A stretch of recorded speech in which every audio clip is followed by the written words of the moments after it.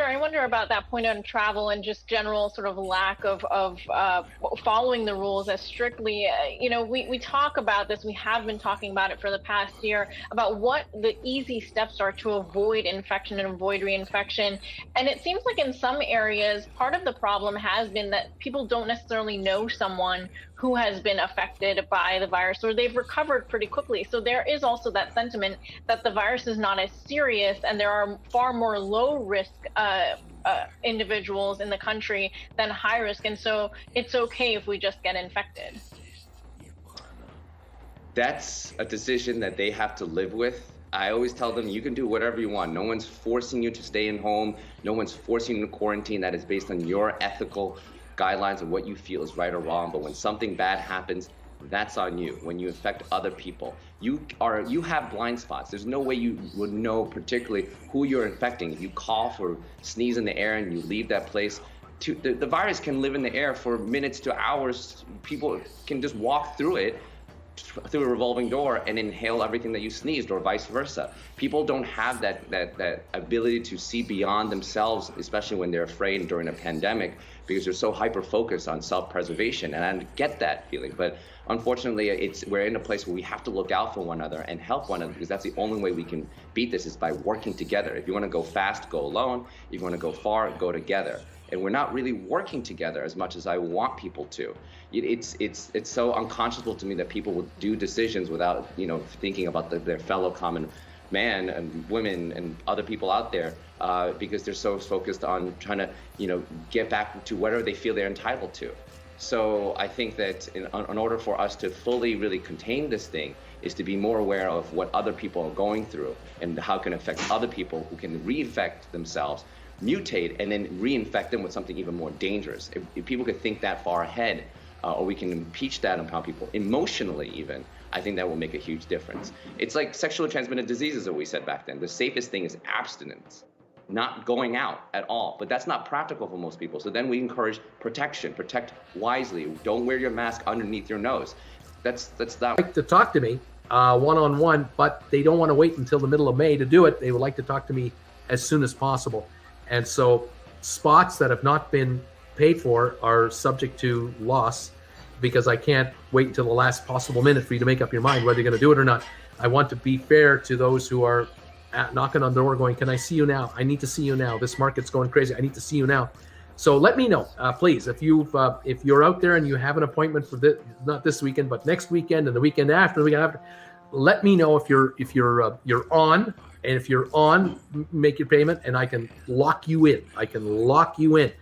Because I want to lock in as many people as I can over the next 3 weeks, to be fair to all of you out there who would like to see us and see me personally. Okay, just a little announcement for all of those of you who are doing private one-on-one sessions. I do offer a 1-hour session. It's $400 US an hour. It's done on this channel. It's on a private setting. I sit here. You're on this side of the screen over here, and we talk for an hour about whatever you want to go over.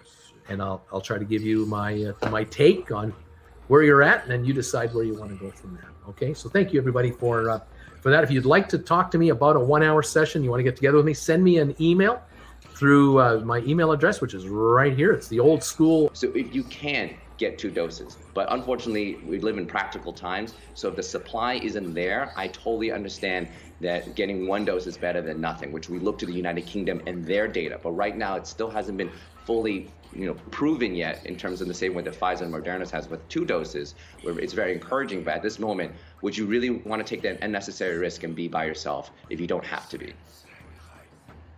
Really hope the next time we talk to you, the numbers will be getting better. Dr. Calvin Sun, the Monsoon Diaries founder and CEO, and an ER doctor, and our Anjali Kamlani. Thanks to you both. Appreciate it.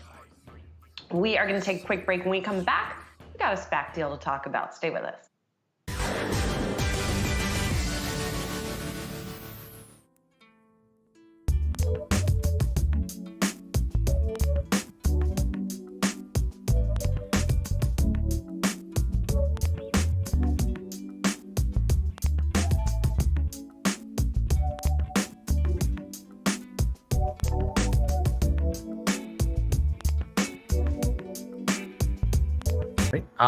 Question from Cav. Hypothetically, if the stock explodes too quickly, What are the odds a government steps in and instead issues an IOU payout for stagnated payments? Zero chances. Government will not get involved in a marketplace, a free marketplace. That's up to the market. Unless you're banks. Well, even then, that wasn't that deal that they wanted, and now that's when the entire economy was at risk, not the stock market. No. Brittany Anderson is in the house. Hello there, Brittany Anderson. Welcome to the channel today, and thank you for your donation. I hope you're doing well in Hammond, Louisiana.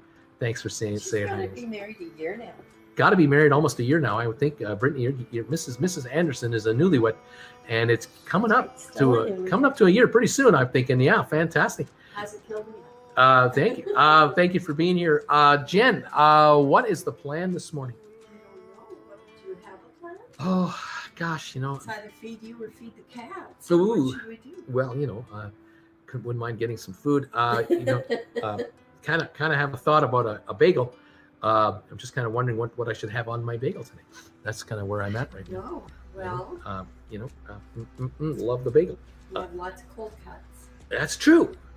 I hadn't thought of that. Why don't I do that? We could have You can have cold cuts with a little egg.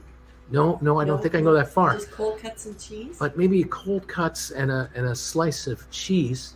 The Uncle Bruce Meat Lovers. The Uncle Bruce Meat Lovers bagel. Toasted sesame seed bagel with butter and instead of butter, honey mustard mayo, and a cold cut, assorted cold cuts. I'll see what I can find. It's under construction. It sounds also. Oh, hold on, good, fantastic. Happy wife, happy life. Need bagel boost, please. Ham and egg. Someone's saying. Butter. Hi, Jen from Sharon. Alexander throwing up the emojis. Wally's World. Cavalieri. I see it. CO Venture.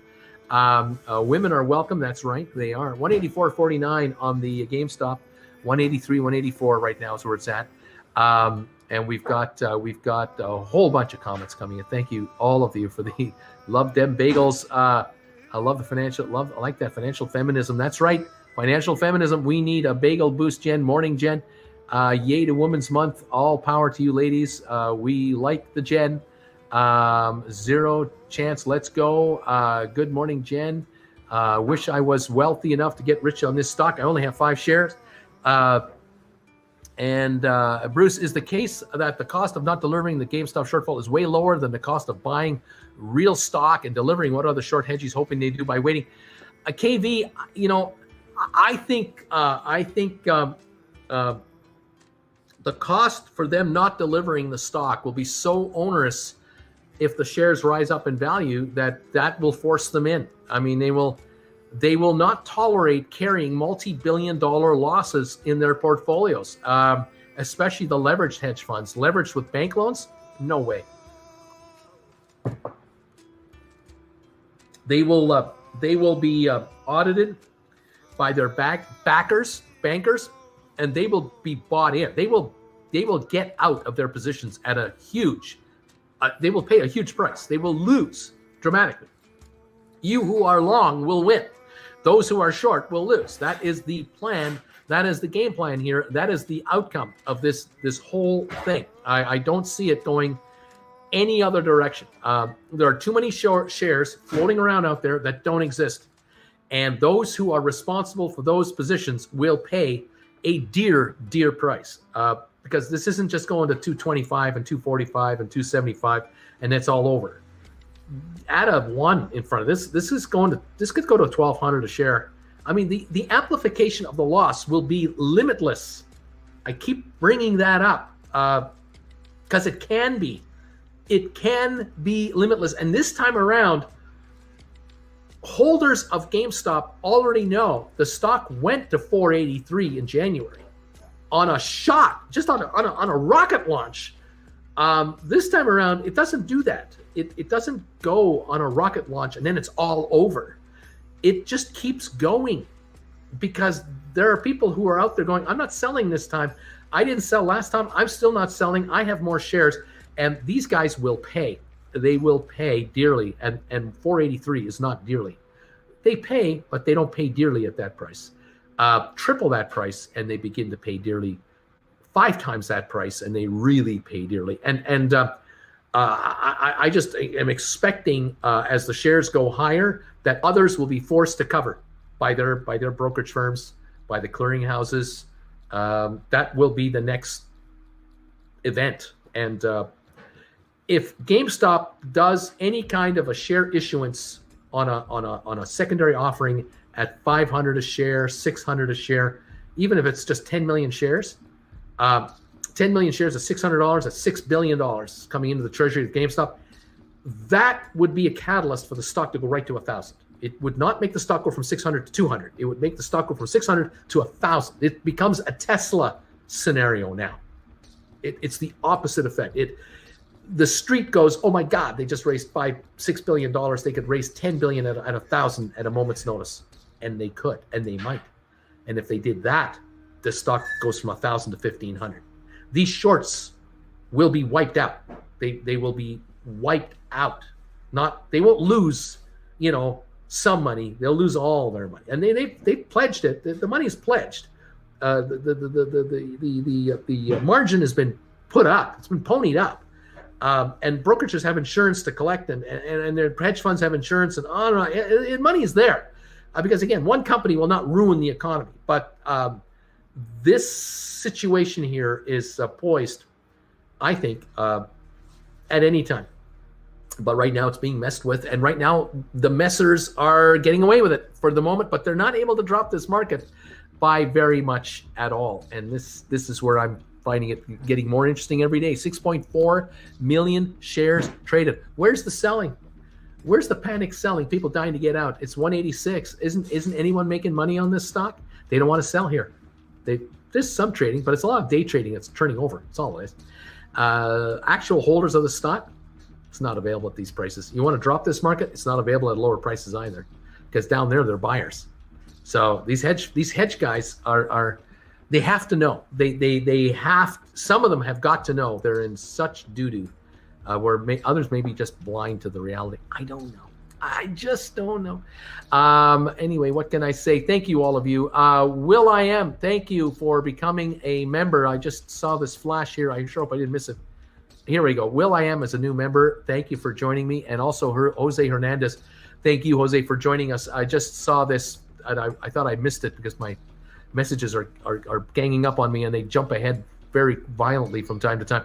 Thank you, all of you. AB, I figured it out, man. This is all a ruse just to have an excuse to enjoy delicious bagels on camera, to make a captive audience jealous. I can't fool you guys.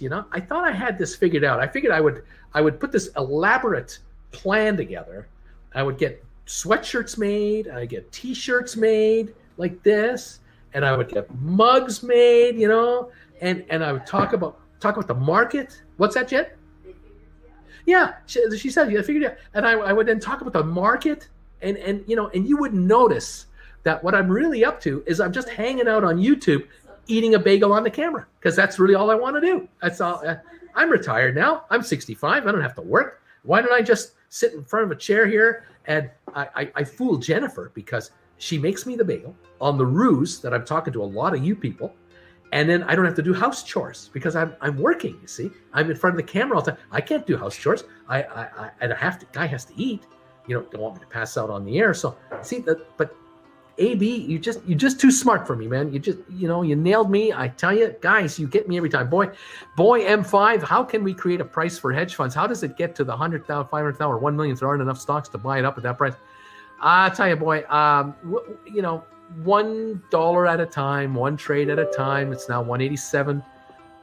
We'll just kind of mow along here, and we'll see what happens. Andy, I purchase at almost every dip. There you go. You're a short seller's worst nightmare. You're supposed to be selling at every dip, and you're not. You're a buyer. 188 on the stock now. It's popped up again. This just in, Bruce. Hedge funds are in doo-doo. Bruce says they're in doo-doo. Yep. JJ Gunn. Hedgies keep trying to kick the can down the road in hopes that you will sell. That's been the plan, and it's not working. Yes. Constant. Just standing by for 30 or 40 more shares. But back it off a bit. I got more. I'll be buying more. And I won't stop until the pop, says Andy. Shorts spilling all over the place. ShamWow. The volume on January the 22nd was 197 million shares. That's right. We had almost 200 million shares a day trading on this stock. That's what it's capable of. It hasn't started yet. If Wall Street analysts were actually to cover the story, and again, they could do it in such a way where they say, I have no opinion on the stock. I can only give you what I know. What I know is that in the last 5 years, this is what they've done. In the last year, this is what they've done. In the last 90 days, this is what they've done. They say in the next year, this is what they're going to do. I'm going to leave this. That's my report. And I have no opinion. I have no recommendation. I'm just giving you the story of GameStop. Never talked about it. I'm going to do it this way. And now you investors there's a million of you who follow me as an analyst, figure it out for yourself. What do you want to do with it? They're not even doing that. They're not even doing that. It's just crickets. That's all we're hearing. It's all we're seeing. And here comes something. We need a little quality control in the kitchen.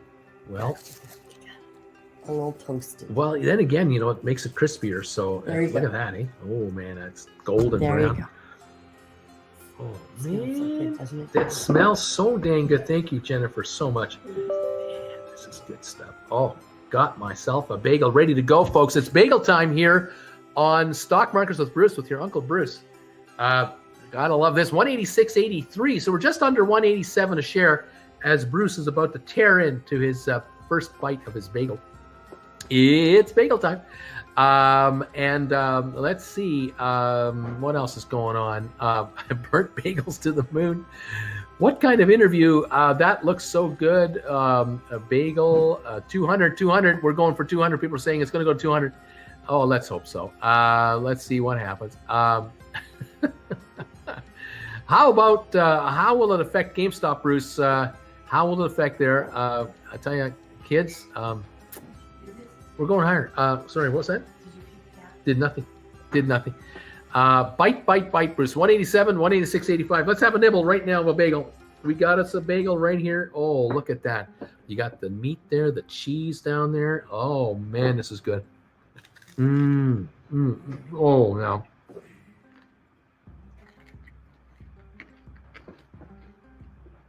Yeah. Oh, yeah.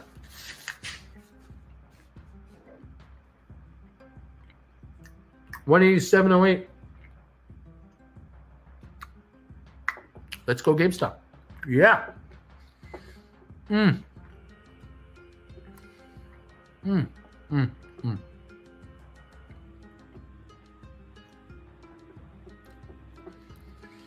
Wally's World Stock Markets. Bruce, how did my Jen figure out your crispy comment to Jen? Bruce, oh, that looks so good.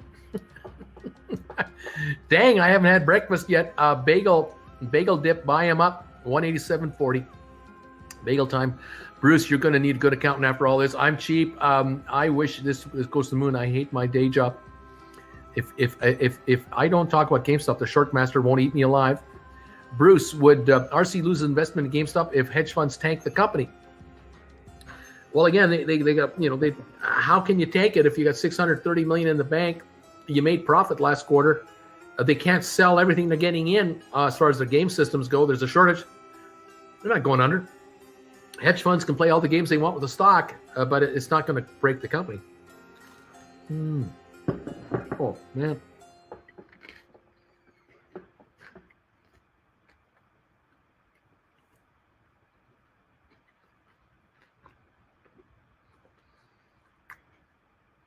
I'm hoping, I'm crossing my fingers, but I'm hoping that Jim Cramer is setting the table where he's making these comments right now about GameStop, which are correct, and he will be able to convince someone at GameStop to come on his show. He's looking for an interview, and I would compliment him to the highest extent if he can pull that off. If he could somehow find a way to get someone at GameStop to come on camera, just to talk about the new hires, talk about the future of the company. whatever you need to do, just something. Maybe that's what's happening. Maybe he's trying to show these guys, hey, you come on my show. This isn't the gotcha show. This is Jim Cramer. I'm a fan of what you're about. I like what you're doing. I like this dream team you're assembling. Why don't you get someone over here to talk to us? Tell me what the game rules are. Tell me what you can't talk about. Whatever. Let's put something together. That would be cool. That would be fine with me.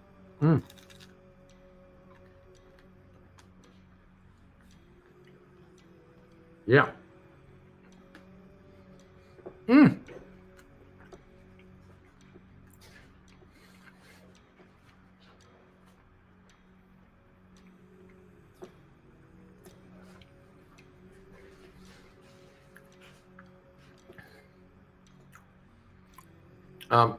Rico, I get the institutions way oversold 3-1. I get that. But what if retailers own 100 million shares with cash? Then what? Yeah, exactly. This is the problem that short sellers don't fully realize they're into right now. I think that there are short sellers out there who have a disconnect between what they're doing, shorting this stuff, and what you're doing, being long this stock, and what objectives you're looking for versus what the objectives that they have. They think that they can momentum trade their way out of a problem.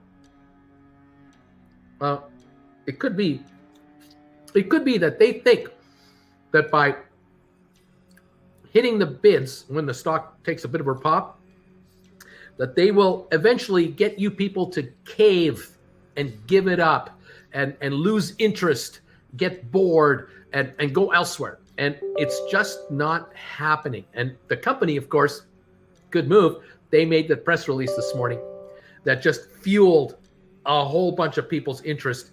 And now Jim Cramer makes the comment, they're building a dream team over there. This is not what short sellers want to hear. They do not want this at all. This is not what they want. They want to send a representative on Cramer's show to talk about how bad this company is. They want to appear on CNBC and just slam the bejesus out of this company's future. That they're desperate to kill this market. But I'm not sure if they're going to do that if Jim Cramer is talking about a dream team being assembled. They might not. CNBC might not want to do that.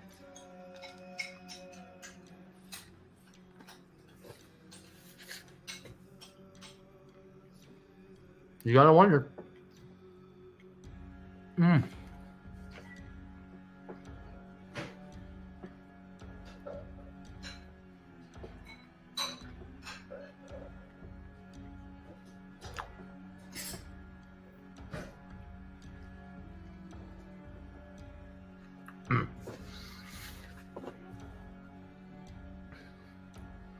I've located an old article from Seeking Alpha in August that predicted the short squeeze and also predicted that Ryan Cohen was looking to take GameStop private.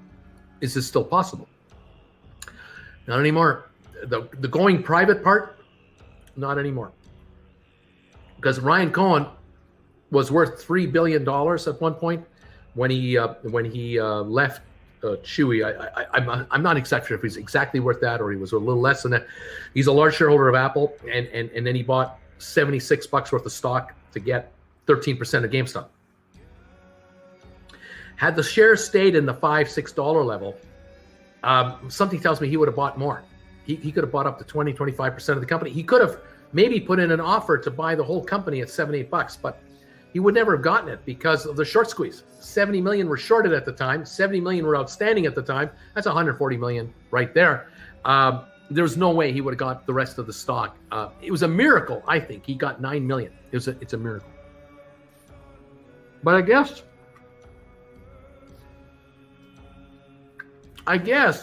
he was able to buy 9 million relatively quickly, relatively easily, because for 2 years, the stock had been just terrible. The stock had been just a sleepy $3 to $5 stock 3 to 6 for a couple of years.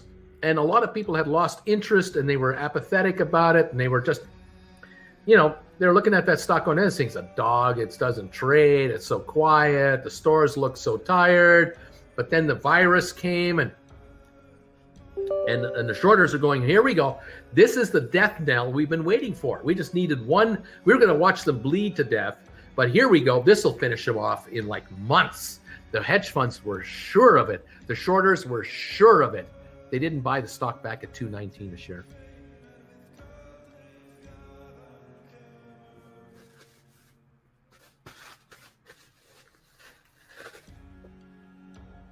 So,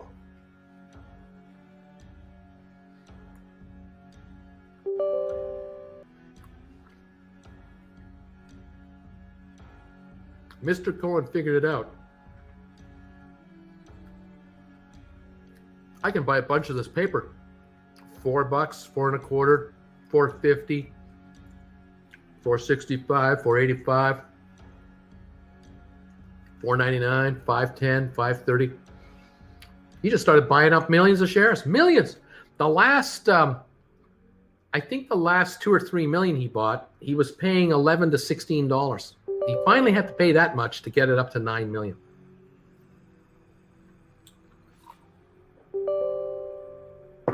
And he must have made a deal. Somehow a deal was struck between himself and the management of GameStop to stop at 9 million, declare his investment at 13%. And then, he came to the management with a plan saying, I think this company should shift over to the e-commerce platform and at the limitless upside, this limitless, eliminate this 5,600 store machine, drop this down and get rid of underperforming stores, sell off entire countries' stores, and become an e-commerce player. Margins will be much higher, fewer staff counts, lower operating costs, higher margins, global market. And then let's become the Chewy of the electronic business. Let's just become the Chewy of the electronic business. And I think that management went, yeah, that's a great idea. And so the idea of taking the company public, he may have thought that, well, if I can pick up 35% of the stock at $4 and $5 a share, maybe then I can cut a deal for the rest at maybe $8 or $10 a share, or even $20 a share, which had been, 4 times the current trading price of the stock, where it was. But the short squeeze got in the middle of all that. It just took this stock to a level that no one had thought possible. I mean, no one, except Wall Street Bets people who went, oh, no, we think it's possible. We think the stock can go to 400 or 500 a share. We think go to 1,000. The unlimited short squeeze. Oh yeah. Oh, that can happen. And it almost went to 1,000. It was a day or two away until Robinhood and the other brokers got involved with their shenanigans, being undercapitalized and stopping people from allowing to buy stock and getting in the middle of the transactions. By the way, at 188 now. Anyway, it came back to 38.50. And it's almost 10:51. And you know what 10:51 means? Brian Kilmeade. Brian Kilmeade. We got one. Here we go. It is now 10:51 officially, and Brian Kilmeade miraculously appears on the screen. I want to talk about Georgia's new voting law. No. Democrats call it racist. No. How about we do not talk about the new voting law? As a percentage of the revenue of the group. So nothing. Everything just went boring. Oh my gosh. What is this? Better performance. Yeah, a lot of focus on the modular design aspects of this. I mean, you have said you're looking to get service to 400 flights per year. How does this new generation of spacecraft enable that trajectory? So part of the design process allowed us to learn from Unity through the testing and say, okay, these are the... Boring. I think I'm gonna go eat cereal. I'm getting bored. What we got? Canoe's like bobbing around that negative 20% level. It's fine with me. I do expect it to slowly go back to at least over 12. Could even be a little bit of a swing trade. I don't know. Probably hold it. It's at least probably. I mean, if it hit like, I think if it overshot 15 a good amount, I'd probably dump it. I don't know. We'll see. Surprised Voyager Digital went negative after that green we had this morning. Probably just some initial buy orders and then sold off after that. Arcimoto's not down as much as it was. Wayfair still over 300. Too expensive. Too much money. Not enough money in pocket. Too expensive. Palantir's still down 1%. Trying to recover. Lemonade just never hit that 80. How low did we get? Let's see here. We got 80.31. Man, Quantum's down as well. Let's see, where's Quantum on this comparison here? So we're somewhere around December pricing on Quantum. Shifts back over 8. Okay, so our market kind of recovered here. Tesla at 612. That's better. Here we go. Just a bad, rough open. Back to normalcy here. Yeah, even Plug Power's recovering. Churchill Capital 5%. Okay, cool. Neo 3%. Yeah, good. Neo 36. That's nuts. All right. Well, I think that's pretty good. Get yourself 2 free stocks with Webull because you go to metcalvin.com/Webull, sign up, deposit $100, you get 2 free stocks worth up to $1,850. Why not? And yeah, there you have it. Thanks so much for being here, folks. We'll see you in the next one. I don't know where's the end button. There it is. Bye.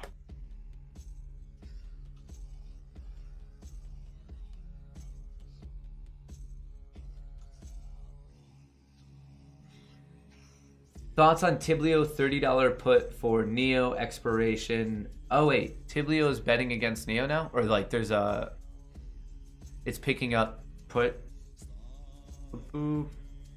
I mean, Neo's already been beaten down. I don't know how much more it could really get beaten down.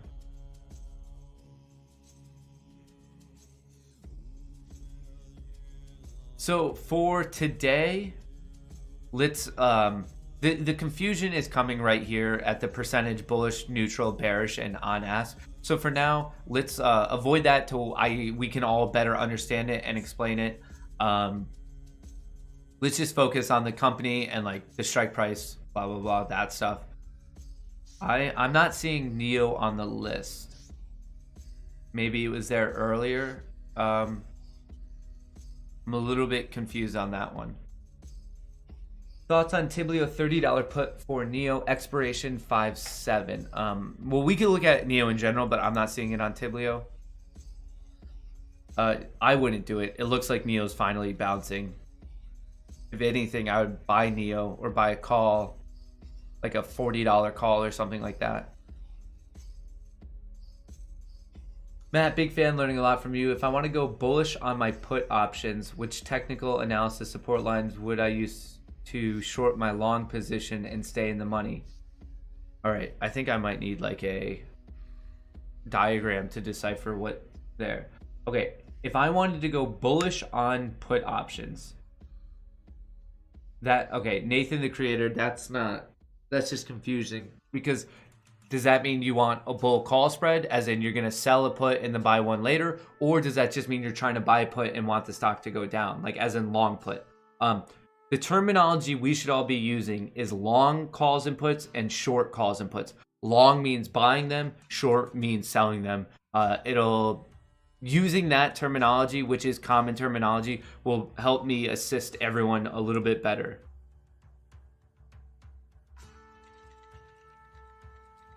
If I wanted to go, okay, so I think you mean if you wanted to go long on a put option. I believe that's what you're asking. As in you think the stock's going to go down. Which technical support lines would I use to short my long position and stay in the money? Well, that's going to be different per stock, Nathan. Per stock, it's going to be different. They all have different technical setups, all have different important price levels. It's not the same for every stock. I sold AMC covered call, $12 strike. I expect approximately 40% of the premium from Friday, but long time till expiry. What typically percentage do you feel is good to cash out? Dennis, that's all up to you. Usually when I'm selling credit spreads like that, whether it's a call or put, I just ride it till expiration and I look to capture 99 to 100%. But that's all just different people's methodology. Like you could get into a pattern of just continually collecting 25 or 50%. Like that's where it just comes in and you put your own like literal unique spin and like how you feel comfortable trading. But I guess to clarify, even though I hold it out to 100, I know there's some people who do it like every other day and they're just looking for 10% wash, rinse, repeat. So all of them are like valid ways to trade. They had fees. There were trading fees, or there were a flat fee, or there was a monthly fee to be there, or a daily fee to be there. And they found that as they were trading and trading and trading, they were being feed out. They were paying so much in fees that they couldn't make enough money to handle the fees. It was too expensive.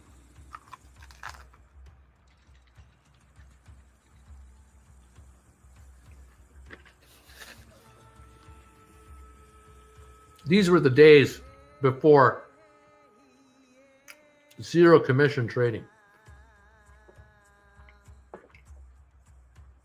And the SEC, well, the business died out naturally because firms would set up these offices and would run them $300,000 to set up a 3,000 square foot trading center, and they would need to have 3/4 of the cubicles filled and occupied to make it go. And the turnover was so high, people coming in and leaving, losing and leaving, coming in and leaving. They couldn't fill up the spaces. They couldn't find enough people to do the trading, and eventually these outfits went kaput.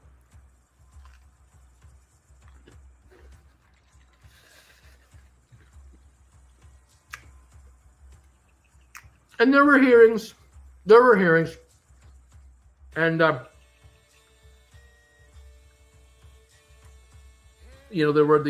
the heartbreaking stories of people coming in, trying to get rich quick, trading the markets, not knowing what they're doing, making mistakes. They were offered training. They would take the training, but then they wouldn't follow the advice of the experienced ones.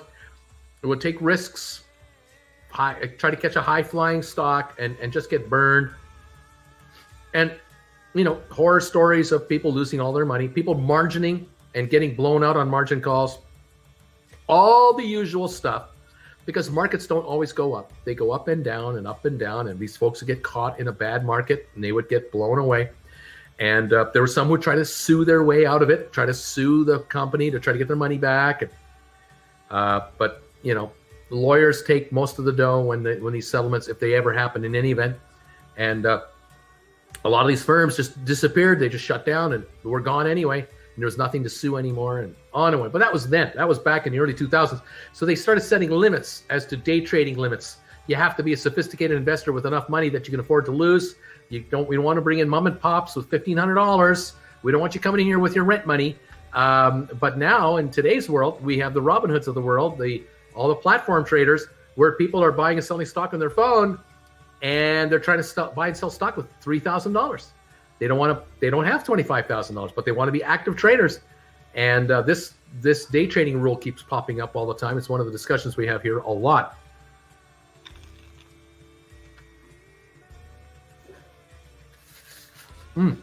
Man, so nice.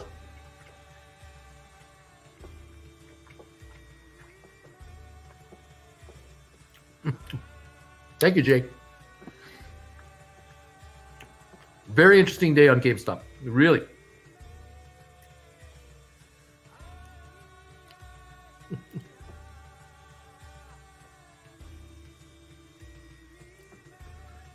Citadel was long on Tesla, not to defend them, but allegedly BlackRock was a major short on Tesla, and this is their payback. I don't know.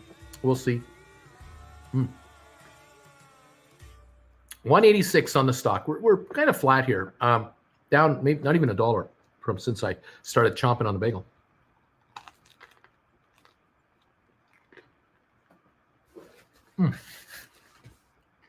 So good. So good.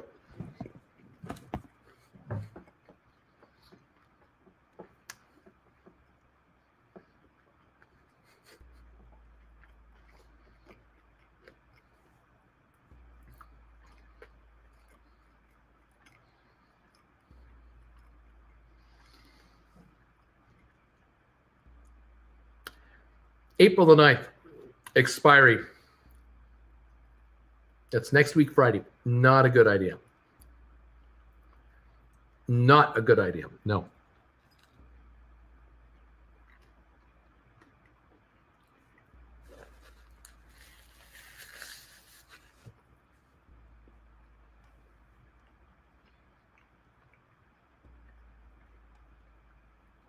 It's not like the stock can't go up between now and the 9th of April. It certainly can. But it can also drop first. It can drop to the 120 mark and come all the way up to 185, 190, and you still lose. You're playing with fire so close to an expiry date. You're the ultimate risk taker that option traders love. I would be the guy selling you that contract if I had my way. If I were in the market, I'd be offering the contract and letting you in. You give me that money, and I'm happy if you take me out. I dare you, because you're paying me $28.50 plus $195. I'm getting in water bottles because they're not allowed to go to the bathroom. Ignore the fact that they're shitting, excuse my French, in bags because they can't go to the bathroom or they'll be docked pay. Ignore the fact that literally workers are getting sick on the job, but working because they're not getting that paid sick leave. I mean, I'll talk to Christina when she gets here, but literally I spoke with Christina Brown, the sister of Pashawn Brown, who was that 38-year-old worker who died suddenly in January after testing coworkers for COVID, and she told me she got it in an accident. She got in an accident in the winter. She slipped on black ice. She was driving for Amazon for those Amazon Prime deliveries. What was the first thing her supervisor said on the phone? Not, "Are you okay? Is the car okay?" And then after she said the car's okay, not, "Are you okay? Can you finish your deliveries?" So this isn't like one bad apple. That's a culture. That's a culture of workers as numbers on a balance sheet. That's a culture of efficiency, efficiency, efficiency. To hell with the health of those workers. I don't care if they got to die. We got to get those Amazon Prime deliveries out in 4 hours. So I'm sure we'll hear quite a lot of stories like that today. Let me hold on. Okay, so this thing's supposed to start in a few minutes. Let me see where we're at here.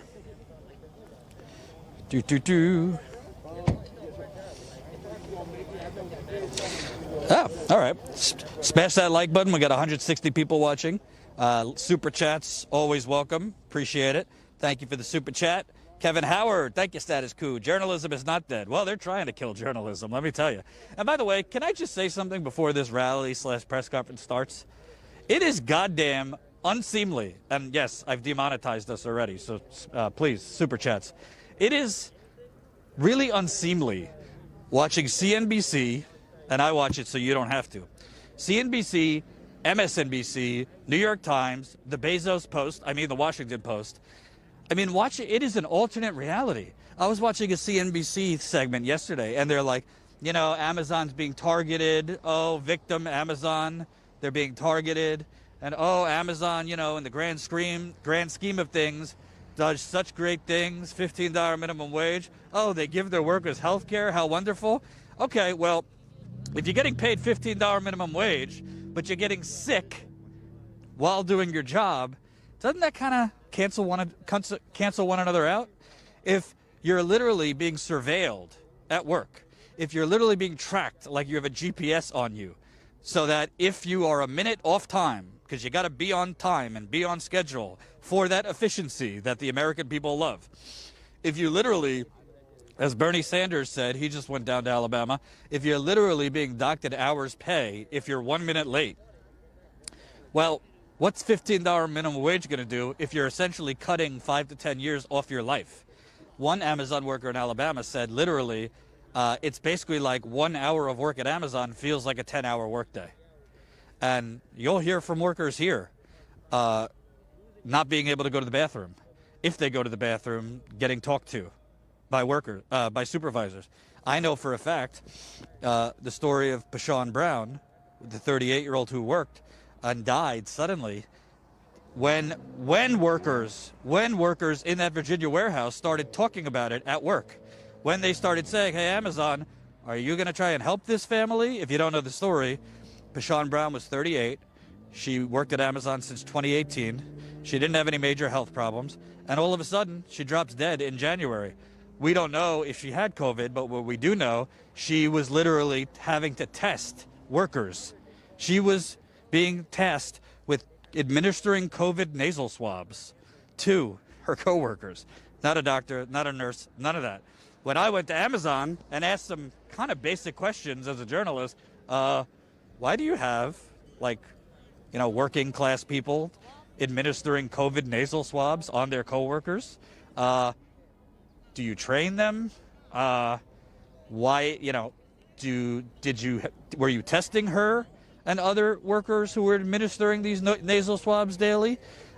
They refused to talk to me on the record. They asked to talk to me off the record.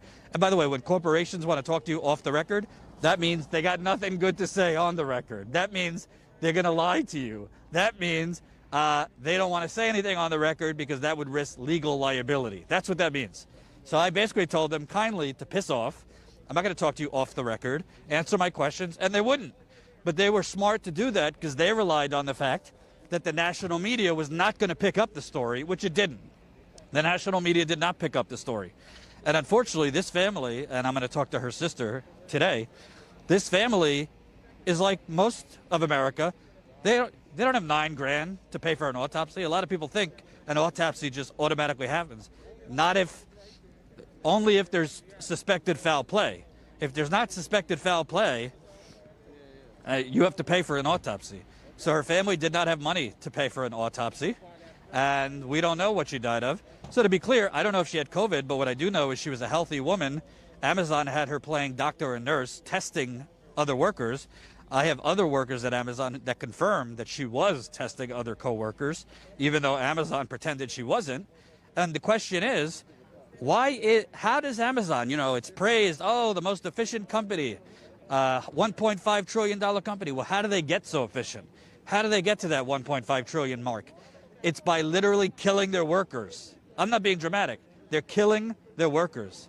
And by the way, President Biden here, who the media is trying to slobber all over and, paint him as the new FDR for his Band-Aid for a gunshot wound at 1.9 trillion. I don't want to say all bad. There's some good things in there, but most of it's just temporary, right? Most of it is temporary relief that will go away. There is no permanent eviction protection, no permanent foreclosure protections, no permanent anything, really. So basically, he gave a very tepid endorsement of the Amazon workers trying to unionize. He didn't go down there. Bernie went down there. So Biden, it's kind of a wink and a nod, like, yeah, let the Amazon workers try to unionize, but I'm not going to do much more. So there is no progressive surge other than Bernie, who's pushing 80. He might be 80 now. Reverend William Barber of the Poor People's Campaign. There's not really any leadership on this. And make no mistake, if this union passes in Bessemer, I don't want to be so dramatic that it's going to totally, untaint the rot that is the United Corporations of America. But it will be a huge victory, probably the biggest victor for organized labor since the 1980s, to be honest with you. It would be that big. And Amazon would be, if you think Amazon is heinous now, you wait to see what happens if this union vote passes. But I also want to give you an honest preview, because if you think there's not going to be any funny business down there, if you think Amazon's just going to let it be a free and fair vote count, I really hope that this union, all right, here we go. They're starting. Smash that like button, share this live stream so more people can hear this and more people can see this. Super chats are welcome. So that's Christian Smalls right there. That is, there's some union activists with him. And I assume folks will be identifying who they are and all that.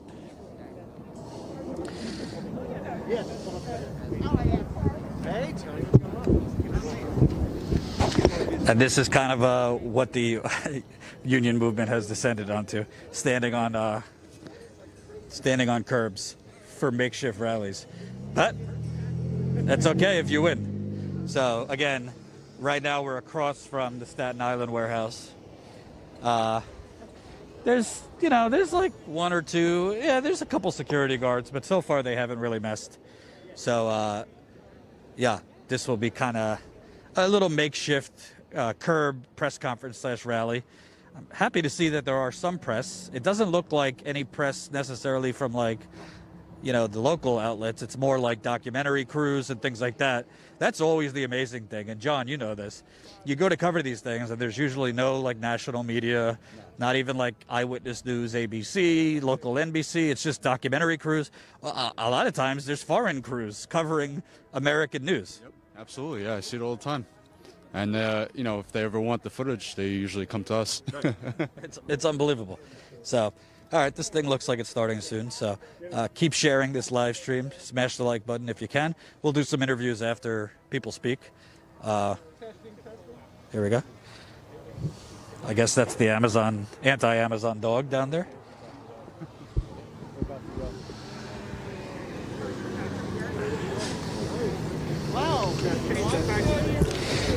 So we got 240 people watching, but only 116 of you have pressed the like button. So I need 100 more people to press that like button. Whether you like me or not is irrelevant. Just smash that like button so we can get this out to more people. As far as I can see, CNN is not here, MSNBC is not here. I do not believe the Young Turks are here. Shocker. I don't believe Washington Post is here. So if you value independent journalism, please let us know kindly in the super chat. Whoa, thanks for the super chat. Nas, $50. Bezos is going crazy. Thank you so much, Nas. And by the way, that's a good point, Nas, because Bezos, I put the headline yesterday, he's losing his fucking mind over this. If you noticed over the weekend, Amazon's like Twitter account was like it was like a 16-year-old teenager trolling, and apparently they were doing that because Bezos like went to his executives being like, "You're not pushing back hard enough," because that's what psychopaths and thin-skinned Dr. Evils do. They don't like to be called out on their inhumane treatment of human beings. That's why he does all this faux philanthropy, because the media picks up the faux philanthropy. Bezos has done some stuff for affordable housing in Seattle and like some preschools for underprivileged kids, and the media picks that up, and they completely ignore the fact that his workers have to shit in bags and pee in water bottles. So, anyway, thank you for the super chat, Nas. Keep on pressing the share button. By the way, if you like this reporting, if you like this coverage, you could be a Status Coup member too. Sign up for $5 a month. Okay.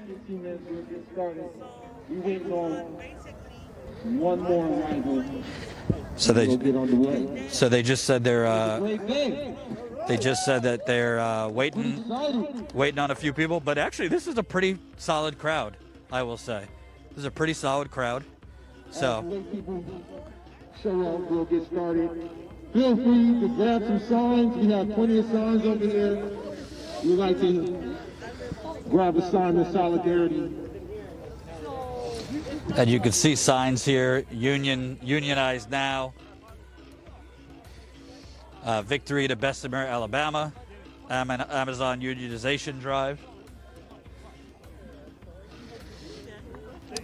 So this is actually one of the better organized rallies I've seen. So a lot of cool union signs. Can I see your sign there? Unionize now, safe working conditions. Thank you. Thank you, media. Yeah. You got break with the Democrats and Republicans, build a workers' party, internationalist club. You got Bezos billions stolen. Stolen from workers. I was going to come out at like sitting up there. The guy knocked. He's like, "Yeah." Let me see if I can get it. 25, 30 people out there. I'm like, "Ah, shit." I'm like, "You're early." I'll come. Can I talk to you? Sure. And your dog? So this is Christian Smalls. He was thrown out of this building about a year ago. claim to fame. Hey, what's up, brother? So, Christian, for the audience, I want them to also know, because I don't think they realize how big this has gotten. Yeah. The New York Attorney General filed a lawsuit against Amazon, and a big part of it is because you were fired wrongly from Amazon. Can you kind of give the audience kind of a brief overview? What is the New York Attorney General suing Amazon for, and what has she said about their firing of you? Right, absolutely. So thank you to Letitia James for actually following through on that, because after I was fired, she was one of the first to come out and say, I'm going to file an investigation against the company. And she rightfully so. She did that. I've been working with the company, working with the AG's office ever since.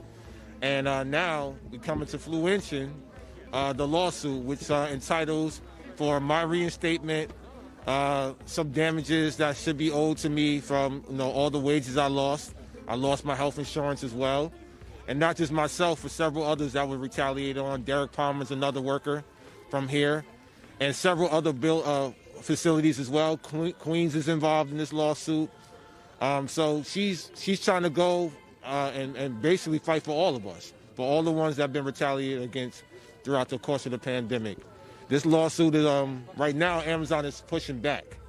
They're trying to get it pushed to the federal court, which is a Brooklyn judge, Eastern District judge, who already dismissed one of our cases last year. So that's the name of the game they're trying to go without pushing it out and trying to get it dismissed right now. I want to ask, because as this Alabama union effort has kind of gone national, there's been more attention on, like The Intercept just broke that, the company knows workers are pooping in bags and peeing in water bottles and all this. Can you kind of talk about, before you were fired, what were the conditions like here as far as workers being watched, every second counted, intimidation? Kind of give people a little window into what it's like working for this company that, frankly, the media keeps painting as like incredible and they're so efficient and yada, yada, yada. But what's it really like working for Amazon? Well, you see, these buildings are massive. This is 1 million square feet, 14 NFL football fields. I used to walk the state of Rhode Island, and people think that's a joke. It's not. 30 to 60 miles a day is easy to do in there, especially when you're just doing laps in these massive buildings and you're on your feet for 10, 11, 12 hours a day. And that is literally the state of Rhode Island. And that's when I used to tell my new hires, when you got hired, if you got a gym membership, you might want to cancel it, because you're going to be physically drained at the end of this shift, and you got to mentally prepare yourself as well. So, you can imagine the scrutiny on top of that, being monitored every second. Let me reiterate that, seconds. It's not minutes that your time off task starts. They track you down to the second. I had to train people to pick items, meaning to pick customers' items in less than 7 seconds. So an average day, one associate, which I did as well, you would have to touch 4,000 to 5,000 items in one day. So imagine how physically draining that is, and how much physically that takes on a toll on your body working at Amazon. It's interesting you said that, because I saw CNBC and all these other channels that are slobbering over Amazon. They're saying, oh, well, they pay their workers $15 minimum wage, they give them health care, they're so efficient. But I don't think a lot of Americans realize that efficiency, the fact that you get that package in like 4 hours, is because they're killing their workers to do it. I mean, that's really what's going on here. I mean, literally, we're going to talk later to one woman who lost her sister. They're literally killing their workers, but this is not told. It doesn't necessarily mean people are dropping like flies, but cumulatively, I mean, one Alabama worker said working an hour there is like 10 hours anywhere else. Can you kind of talk about the COVID aspect? That pressure to perform and get things out quickly, if it was already at a 9 out of 10, it went to a 15 out of 10 because of COVID. Right, it was life or death. That's exactly why we was out here exactly 1 year ago about the fact that there was several of us advocating for the entire week off the clock on our own free will, trying to get the building closed down when COVID-19 came into play. New York City was the epicenter, and we were unmasked. We didn't have any masks on last year. Last year when I did an interview, I had this scarf on that's on my head now. They didn't give us anything. And workers had underlying health conditions. They have family at home. They have kids at home, children, senior citizens. That's what we were trying to protect. And they failed to do that. They dropped the ball. And as a result, you know, we had to continue to push forward with a walkout that led to my firing. But I think after that moment, Amazon had to address all these issues. And they still didn't do a great job at it because obviously they've been lying to the media and still putting their workers at risk, allowing workers to even test other workers that are not medically trained. That right there is criminal to me. That's wrongful death, you know, and they need to be held accountable. So I'm happy to once again lift the stories of these workers' voices that don't be heard. And I want to ask you about that too, because a lot of people don't, I mean, corporations have massive PR armies, but Amazon's PR army is kind of different, I would say. I mean, just in my case, I reached out to them. You referenced Pashan Brown just dropped dead. She was 38. She didn't have any massive health problems, but Amazon had her playing doctor and administering COVID nasal swabs on her coworkers. When I reached out to Amazon, they wanted to talk off the record. They wanted to sweep it under the rug, and I said, no. I'm not CNBC. Right. Yes or no, was she doing COVID testing? They wouldn't answer. Yes or no, are other workers doing COVID testing? Right. I mean, this is a scandal. Right. It's a scandal. Absolutely. And they won't answer, and they rely on the national media to not cover it. But can you kind of talk about, from Pashan to others, I mean, it's like a flood of workers that have reached out to you talking about their horror stories during COVID. Yes, you know, and she was, you know, fortunately one of the workers reached out to me because I didn't hear about it either. We would have never heard about it. We didn't know heard about it had I hadn't took the initiative to find out what's really going on, and then actually reaching out to you, the real media that covers these type of stories that major media don't. You know, so that's what we have to do. Otherwise, who else is going to do it for them? Nobody. When we met her, she had a couple $100 in her GoFundMe. Now, today, she has over 45,000, thanks to the efforts of what you did and what other people have done as well. And that's what it's about, community taking care of community, and us, the working class people, taking care of one another and holding these companies accountable. We're not done with her story as well. That's exactly why she's here today, joining us on the ground. And I'm hoping that the media that's here today uplifts that story even more and continue to talk about it so we can get it out there to the public and let the public know what's really going on behind the scenes. I'll let you go. We'll talk in a bit. Thanks, man. So that was Christian Smalls. We are going to talk to Christina. Is Christina here yet? Is Christina here yet? Okay, cool. So I'm going to wait till I'm going to wait probably. Yeah. So I don't want to rush that interview, so I might do it after they speak. But yeah, it's really. Can you imagine for a second why this isn't a front page national fucking scandal? An Amazon worker, 38 years old, drops dead out of nowhere. She comes home, says to her sister, I have a headache. The next morning, she gets her kid ready for school. She goes back down to sleep because her head still hurts, and she falls asleep. Devil's advocate, you could say, Jordan, you don't know what happened. She could have had a stroke. She could have had this. You're absolutely right. I don't know what happened. Her family asked Amazon to help them with an autopsy. Amazon would not answer. So I don't know what happened. What I do know what happened is they had her literally administering COVID nasal swabs on coworkers for months. They were not giving her proper N95 masks. They were not giving her surgical gowns. They were not giving her goggles.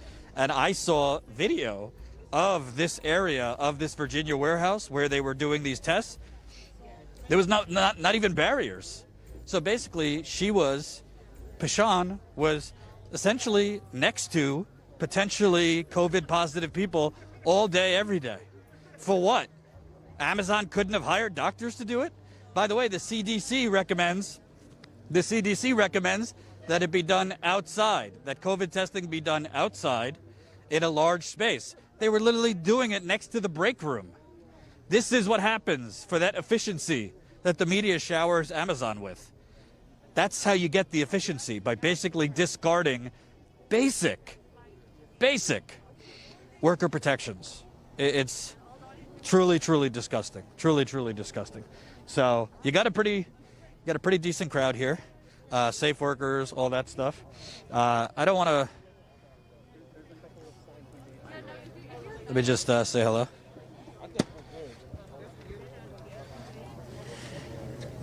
Yeah, I think they're about to start. So I don't really want to start the interview with Christina because if I got 3 minutes, it's not worth it. I'll do it right after. But if you came to this late, I just want to kind of remind you, this is happening today because the Bessemer, Alabama vote is starting to get counted today.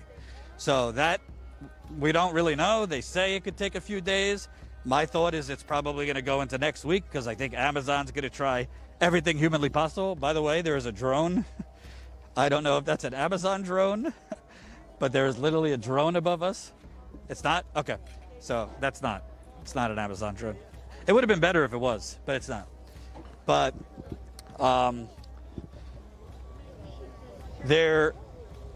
this could extend because I have a feeling Amazon's going to basically try and slow it down, contest as many votes as they can, and kind of throw the whole thing into chaos.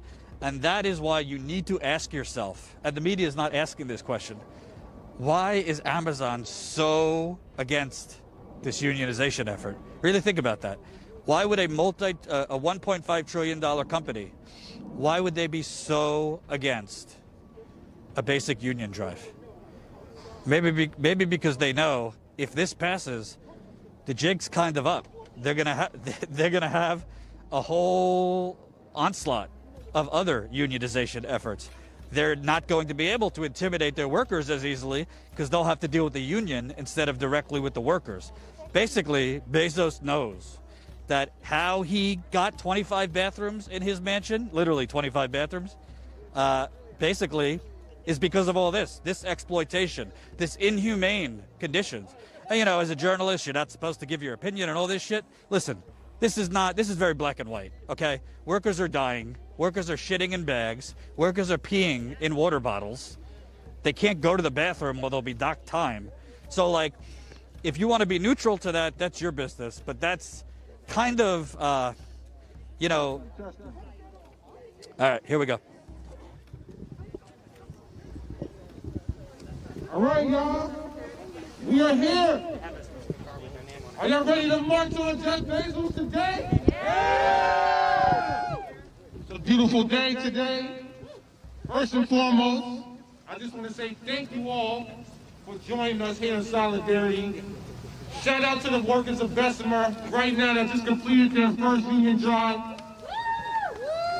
Y'all can do better than that. Everybody should be supporting this. Thank you. So as we stand here, 1 year ago, we was out here, and trust me, it was Don't smoke. You should have to create a department just to sign your offerings. Oh wait, Ryan Cohen did that at Chewy for personalized cards and pet portraits. It's coming. Okay, Sonny, any recommendations for getting my shares out of Stash into Fidelity? Fidelity wants me to mail them forms. I don't want to miss Rocket. I have no idea. Colin, yeah, you look like a hippie. I started cutting my own hair a year ago. I suck at it. Corey, it's not acting. It ain't acting. Adam, Bruce, can you give a shout out to my wonderful grandmother, Ivana Roch? Hi there, Ivana. How you doing? How's it going? Welcome to the show. Acting classes, bagel time, the GameStop story, buzzing my hair, ape-shaped mug. The documentary ends with all of us now rich on a Bruce cruise, dancing all night long. That's how this thing goes. Spaceman, we need a signed mug raffle. That's what we need. David, I hope Bruce gets on the phone with Anthony Hopkins for tips. Jeff Smith, Stoners with Bruce, how is a better trade blocker? How is a better trade blocker? Valatenov or the boat that was in the Suez Canal? Well, I don't know what any of this means. I got another question for you. I have a question for you. I wanted to ask you this. Since we're near the end of the show here, down the last couple of minutes, and you guys deserve to get these questions because you've stuck around for the whole show, or a lot of you, or at least caught me at the end. So the question is this: Jen and I have been talking, scheming and plotting, and I've been suggesting that, you know, once we are able to travel again, things open up, and I'm wondering, if we were to announce, say in 2022 sometime, a 1 month or a 6 week window, sometime next summer maybe, or not this year, but I think next year, not 2021, but 2022. But sometime in 2022, if we were to announce that that Uncle Bruce was going to do personal appearances, excuse me, Uncle Bruce is going to do personal appearances at various cities across the United States, a Bruce tour, an Uncle Bruce tour. I'm wondering if we were to do one in, say, we were to announce a show in Los Angeles, maybe something in San Francisco, perhaps a get-together in Las Vegas, perhaps a get-together in Dallas or Houston or both, Atlanta, Tampa or in Miami or both, maybe an Orlando show, maybe New York, Philadelphia, Washington, these kinds of spots, Boston, Chicago, I love that town. If we were to do a series of venues where every 2 or 3 days we will be in another city with advanced notice, where we would announce the schedule months in advance, offer tickets to come on in, because we'd have to rent, up something big enough, I hope. How many of you would come out for that? Would there be some intro? Would there be interest in that? And that would be like like the meet and greet of Uncle Bruce, and I could literally tape myself on the show, on the stage, broadcast that show live to the world as that day's show, following the markets and answering questions from the audience and that kind of thing. I kind of wonder, how would that go over with you guys? I'm getting told by some in the know that would be a really good idea, and that would be very, very successful. And they also say to me, you might be shocked at how many people might want to show up for something like that. I'm kind of wondering, what's your take on this? I'm here. I'm asking you, what do you guys think? Perhaps a show in Nashville, some fun now. Yes, Bruce tour. Perhaps a show in Nashville. Let's see, come to Europe, and that's another thought. That wouldn't be far behind. The European tour, yeah, exactly. I'll fly from London, COVID permitting. Meeting of millionaires. Yes, San Francisco could likely do Los Angeles too. Only if I get to wear my suit. Hell, oh yeah, cruising with the Bruiser. Yes, I know a guy in Colorado. I just be kind of curious about this. Bagel stand, Bruce on Ice, one night only. We're at 190 on the stock, by the way. So, the stock likes what I'm talking about, doesn't it? Yes, Bruce, yes. Time that with the lunch of the documentary or after the documentary. Depends on what your cover. It has to be more than what's offered here. LA, Bagel Con, sign me up for a cruise. Pick Denver. It would be good. It would be good. It would make us all smarter, and I like being smart. Yes. Enough foreplay. The answer is yes. Bruce, Super Spreader Palooza, San Francisco. Would the shows only be in cities that have a Costco? Now, there, got to have the hot dogs and the chicken bake. Well, maybe we'll bring in chicken bake and Costco pizza and Costco hot dogs as refreshments. We'll do that at the Marriott, the Grand Marriott conference hall, and bring in Costco food to eat in there. That'll go over well with Marriott. Grand Rapids, Michigan. Yes, 100%. I know a lot of people that would love this in Boston. Bagel stand, San Francisco has to be in a rocket. What was that comment? Has to be in Rocket City, Huntsville. LA or San Diego, thumbs up. Ireland, can we hold it in front of a Citadel? Boston, bagels all around. Obviously, we want to actually have a bagel with you. Huntsville, Alabama, is known as Rocket City. So there you are. He's going on tour at 65. That's commitment. Dream big, Gabe Stopholder. I'd be 66 at that point. Wouldn't it be easier for you if we all went to Creston? Oh, God, where would we put you guys? Maybe doing a stand-up comedy place, etc. Bruce on Ice, the mental imagery. Colin, we should make a documentary about the making of the documentary about the documentary. I would walk 500 miles. I know I'd walk 500 more. I'd book you in Colorado. Thumbs up, folks. 3.9 thousand here means we should have 3,900 thumbs ups right now. Jim, Canada, the first Bruce, Winnipeg in the summer, please do Canada first. I like the cruise. Bobby, the abandoned building was once Citadel headquarters. Bruce NFT. Will there be enough parking for all the limos and flying cars? Follow Dogbird's advice. Do cities with nice private airports. There you go. Ostrike, if you do this, make a tour day T-shirt. That would definitely be done. You can count on. There will be all kinds of clothing, hats, keychains, pens, stickers, all kinds of merchandise. Oh yeah, don't worry. There will be merchandise. There may well be bagels. Yes, there would be a whole production that I would have professionally helped. I will have professionals do this because again, I can't do a dang thing. Wally Kristen would be like Burning Man annual pilgrimage. Let the Chamber of Commerce know that they got get the extra pot of porties out there. Oh my, where we come and listen to you for 45 minutes to an hour and meet after. Yeah, maybe it might be. We might do like a photo, you can get like a selfie made with me kind of thing for 2 hours before we start. And then I do the presentation for an hour or something like that, and then it's just mingling a little bit, and it's a 2-3 hour kind of event. I don't know.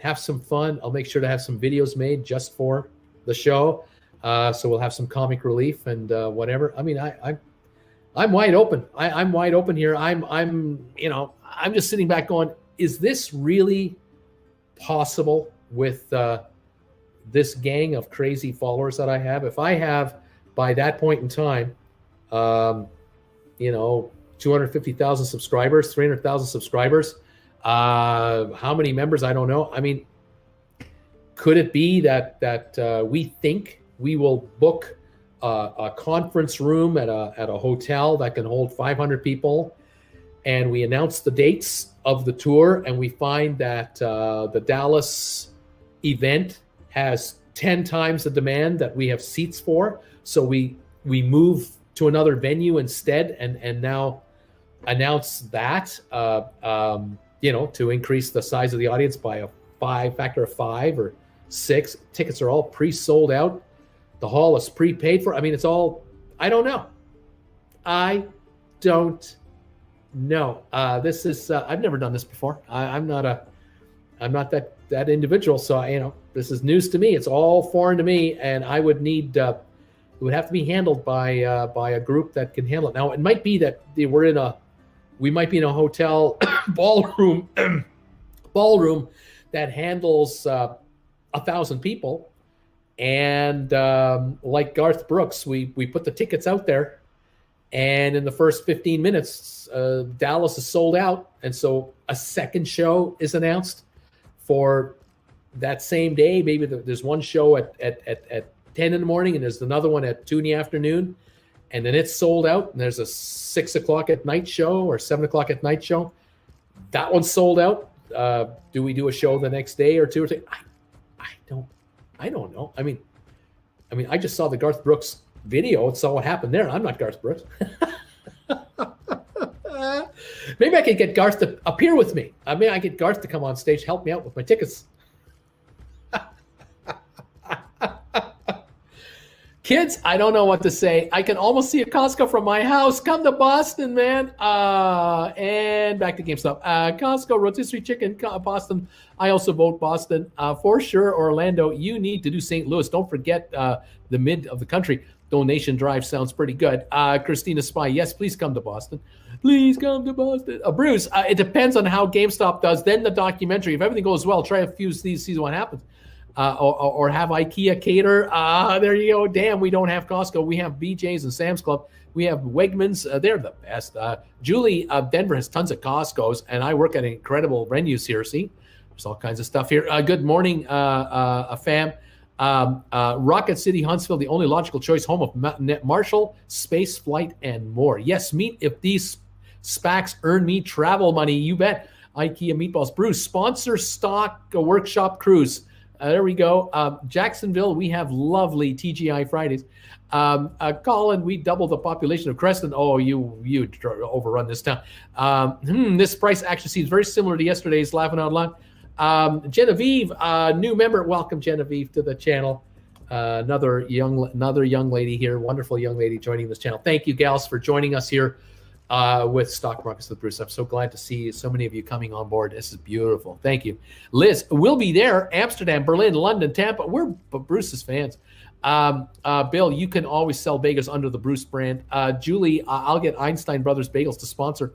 Michael, road show appearances, tremendously awesome idea. 25 to 50,000 plus expenses per appearance live on the day after exponential subscriber growth. Oh my gosh, you get me all scared now. I'll go to a Red Wings game. Let's go to a Red Wings game. Stephen, yes, with a bagel swag bag for members.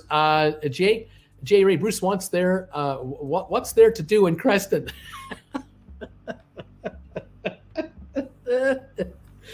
Well, we got a Timmy Hortons. We got an A&W. We got a Subway. So there's food. There's a couple of hotels. Well, 4 or 5 that I can think of off the top of my head.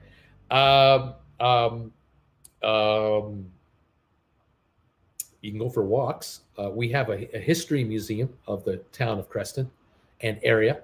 When things are normal, you can go for a beautiful day trip to Ainsworth, British Columbia, into the hot caves, the hot pools, which Jen and I miss terribly. Can't wait to do that. You can take the world's longest free car ferry ride. The world's longest free, no charge, car ferry ride across the lake. That's pretty cool. That's how you get to Ainsworth and back. You can visit Nelson, BC from here, where they shot the movie Roxanne. Remember the Steve Martin movie with the long schnoz? That was shot in Nelson, 2 hours, 20 minutes from this house. It's not this town, but it's another town. THC Bagels in Colorado. San Francisco, do it there, man. Let's plan a Bruce bagel float for the Pasadena Rose Parade.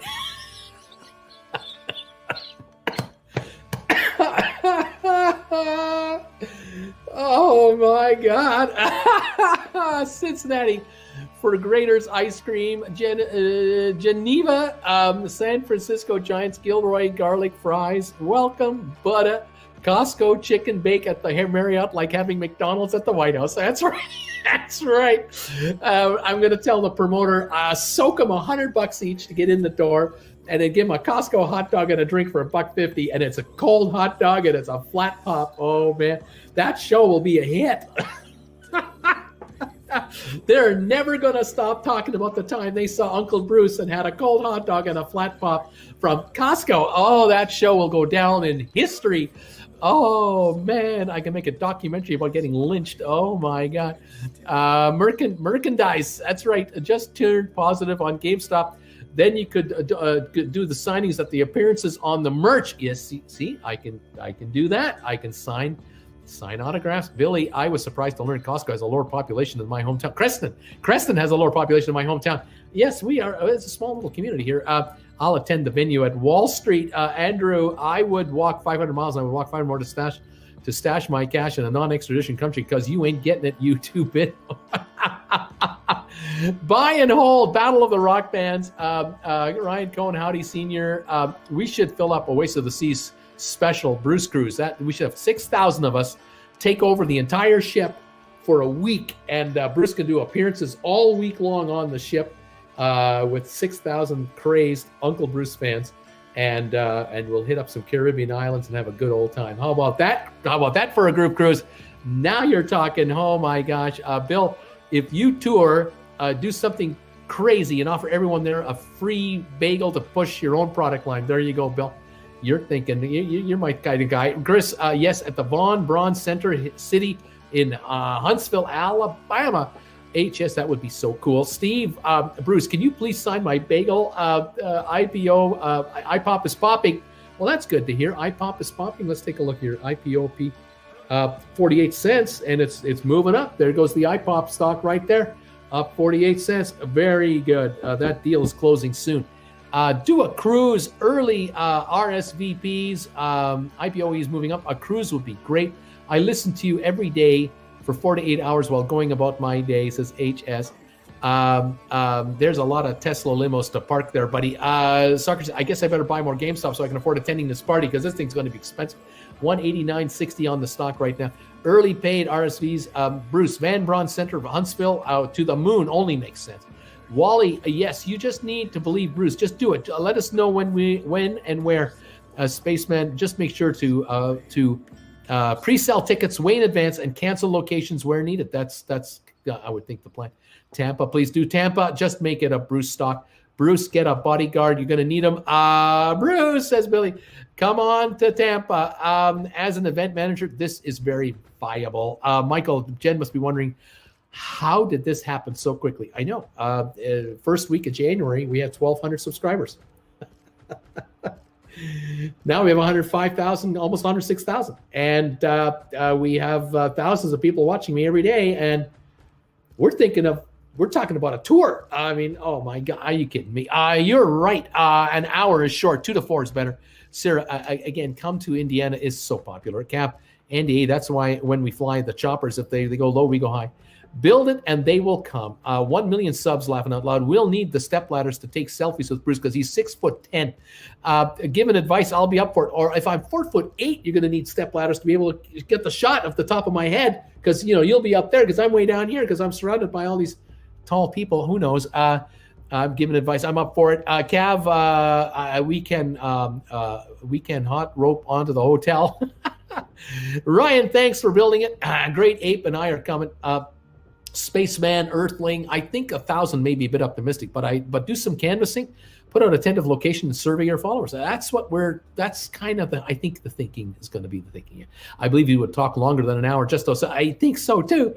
Like Disney on Ice, but with less ice and less Disney. Bruce Stock.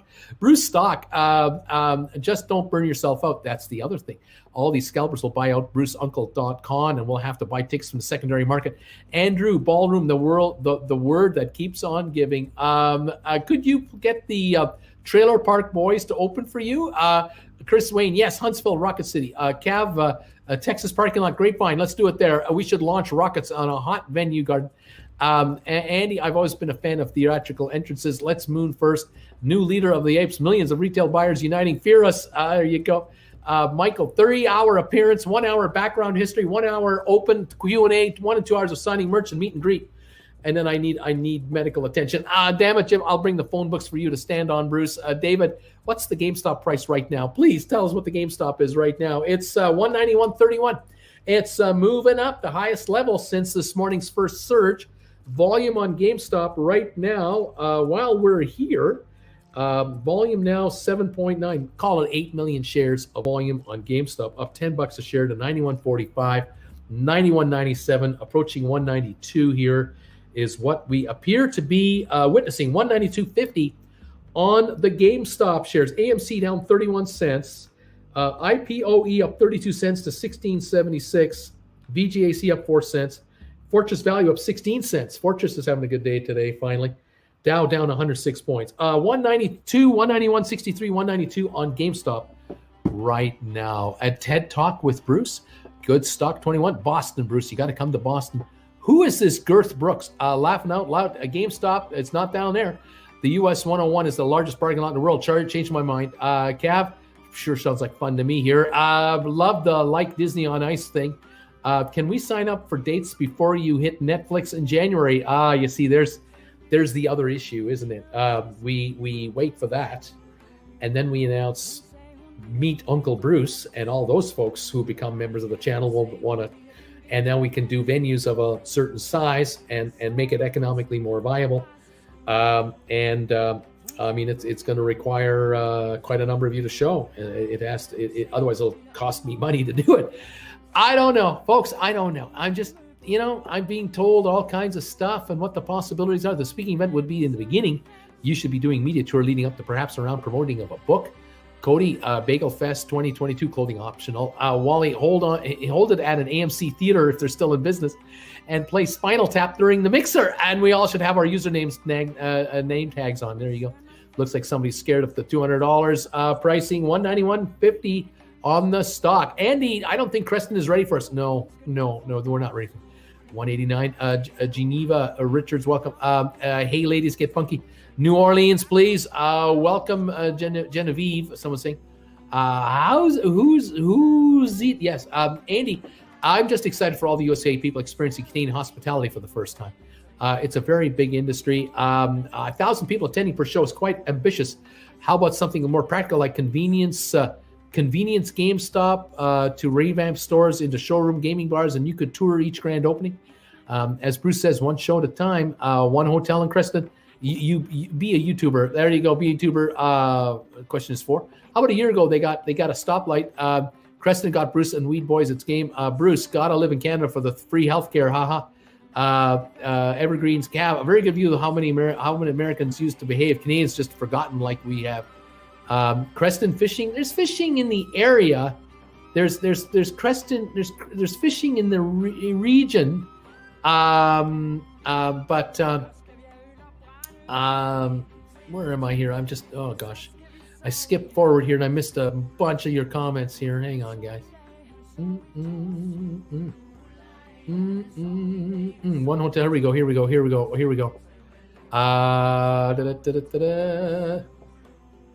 There's Crest. There we go. There's fishing in Creston, in and around the area. Yeah. Why are there hotels in Creston? Well, we have in the region 15,000 people all around us, like total, including Creston. And so in the summertime, we have families out here for a week or two, and the hotels, we have about 4 or 5 of them. We might have about 300 hotel rooms in this region, and then between here in Cranbrook, and then south of the border in Bonners Ferry, and then Nelson. I mean, there's probably 1,000 hotel rooms throughout that whole region there. But you guys would need to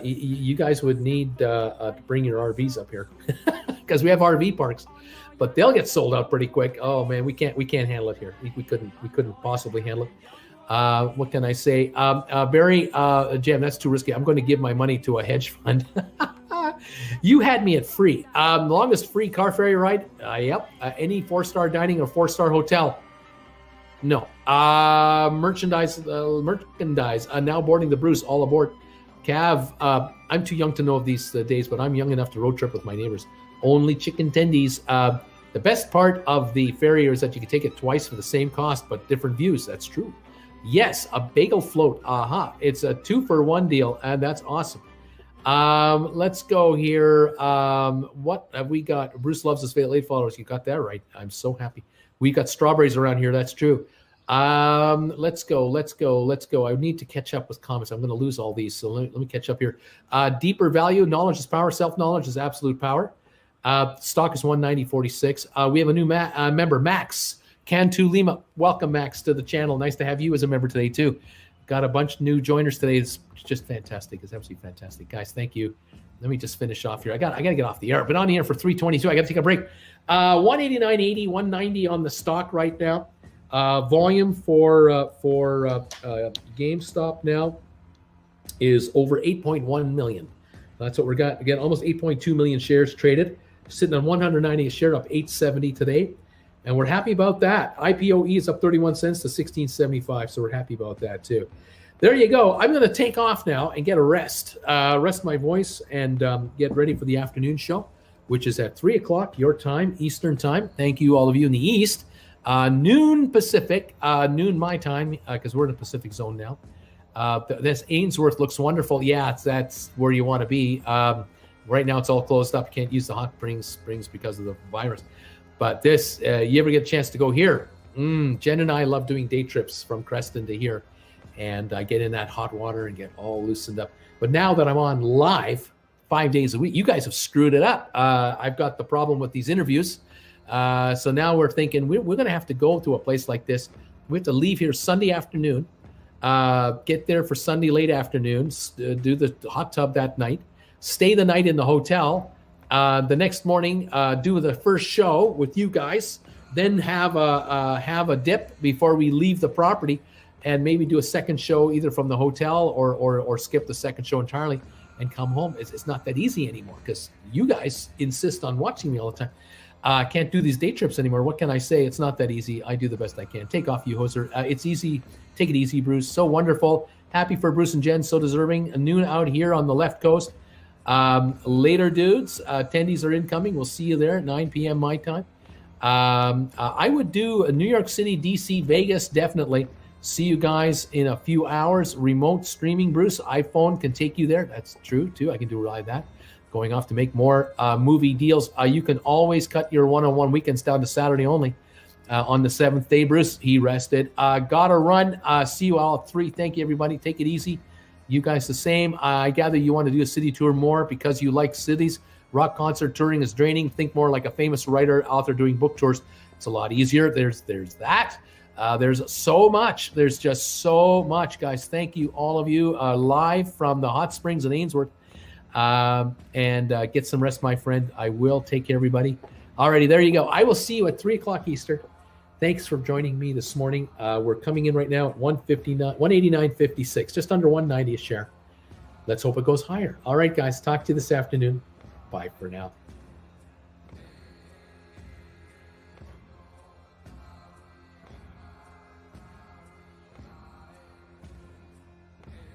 What's up, everyone? All right, you guys are in for a treat today because I'm going to break down for you the indicator that I use to find stocks that have home run potential. This is big. It's relative volume. And during this video, I'm going to show you some of my metrics. You'll see that I have over $3.3 million in profit in the last 3.5-4 years of trading. And almost 98% of it comes from stocks that have relative volume of 5 or higher. So what is relative volume? How do you find out what number it's at? Is it 4? Is it 5? Is it 10? Is it 100? I'm going to break that down for you right here in this episode. Now, for those of you guys who go through this whole video, what you're going to learn is that this is focused specifically on stock selection, how to find stocks that have home run potential. But what do you do once you find a stock that has home run potential? Well, you need to know where to get in and where to get out. You need to know the tools to use, the platform, the scanners, everything else. And so, because I don't want this video to be 6.5 hours long, what I'm gonna do is I'm gonna put a link right down below for my Beginners Getting Started kit. Now, that kit will expand upon what we're gonna talk about here of relative volume and how I use that for stock selection, and continue with an analysis of risk management, profit-loss ratios, and finding low-risk entries that minimize your downside risk while maximizing your upside potential, which is what we really all want to do as active day traders. All right, so I hope you guys enjoy this video. I think you really will. Leave questions and comments down below, and make sure you check out that link to download my Beginners Getting Started kit. And I'll see you guys first thing on Monday morning, live streaming right here on YouTube, my pre-market watch list. And if you haven't already hit that subscribe button, make sure you subscribe. That way you'll get the notification when I go live right around 8:45, 9 o'clock. All right, enjoy the video, and I'll see you guys for the next episode.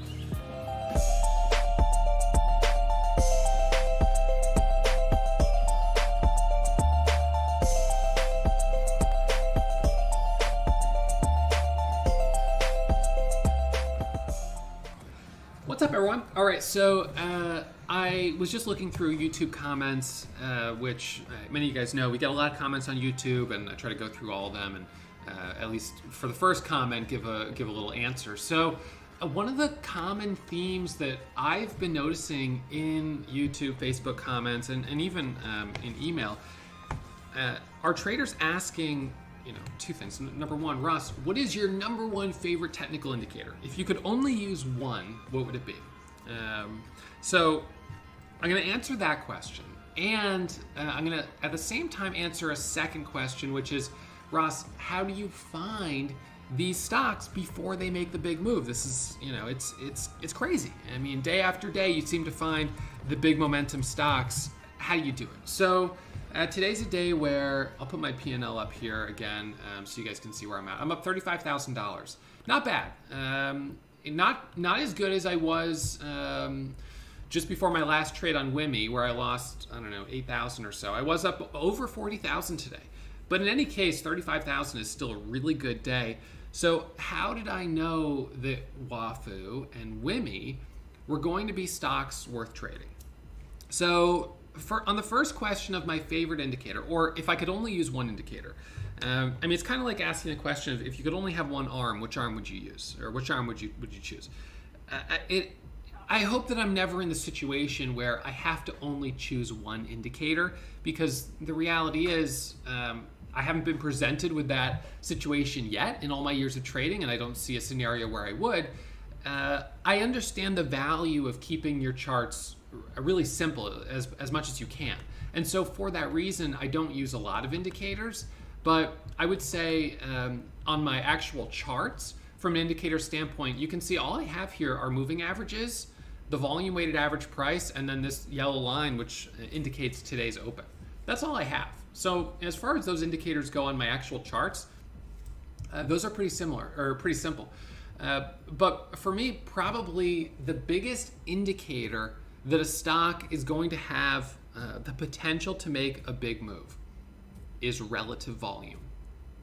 So I would say that is probably my favorite technical indicator, although it's not one that you put on a chart. It's an indicator of a stock trading on above average volume, and in my opinion, with the potential to make a really big move. So, and let me just open up this window here.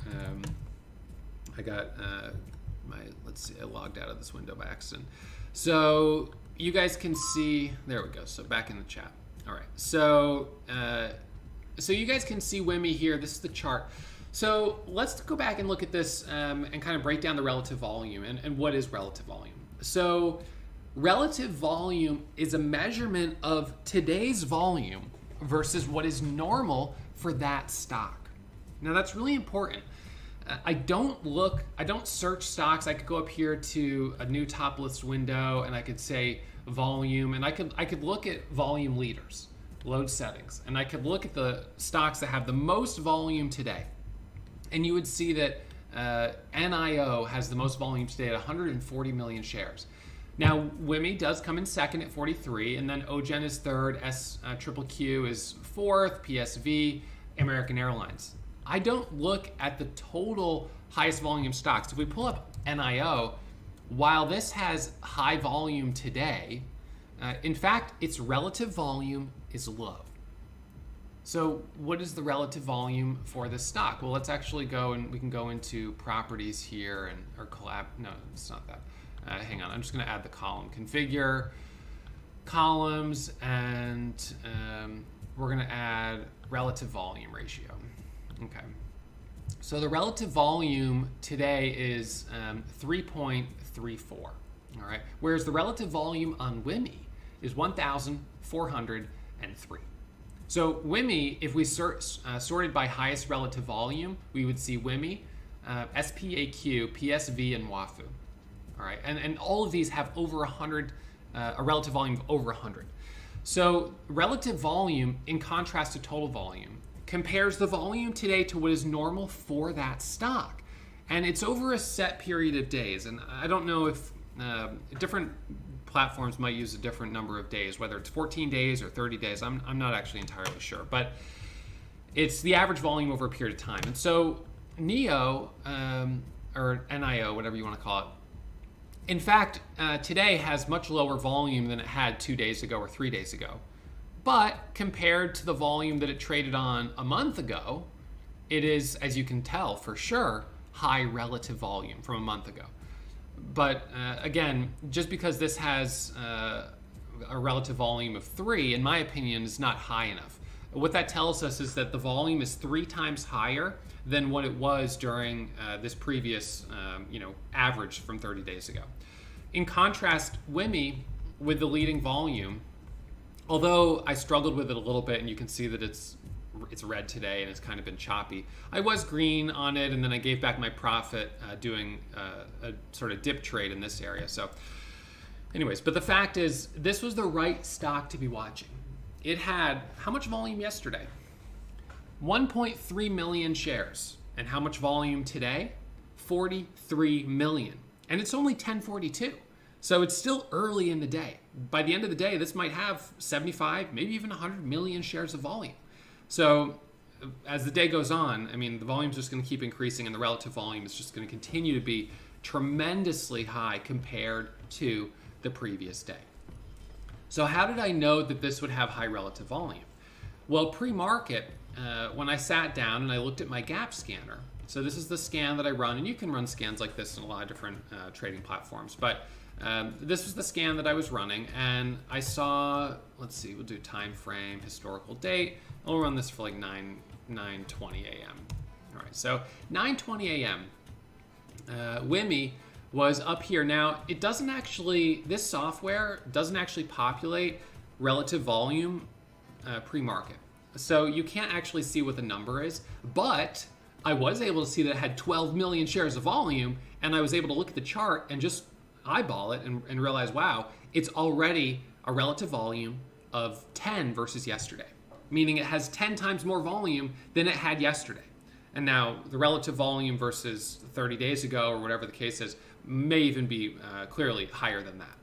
So it's a comparison of the volume today versus what is normal. So why is relative volume such an important indicator for me in telling me the stock has the potential to give us potentially a home run? Well, relative volume, a stock trading on much higher volume today than what is normal, indicates that something special is happening with this stock. And in my opinion, it shows us, there's only a handful of stocks each day that have really, really high relative volume. And of course, today, WIMI and WAFU were both on the top of the list. Both of these stocks had a reason to make a big move. And the relative volume tells us that most likely a lot of people are watching this stock and trading it today that were not interested in it yesterday or the day before.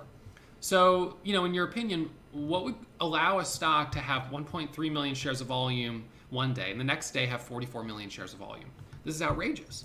Let's look at a few other stocks. Look at the volume spikes.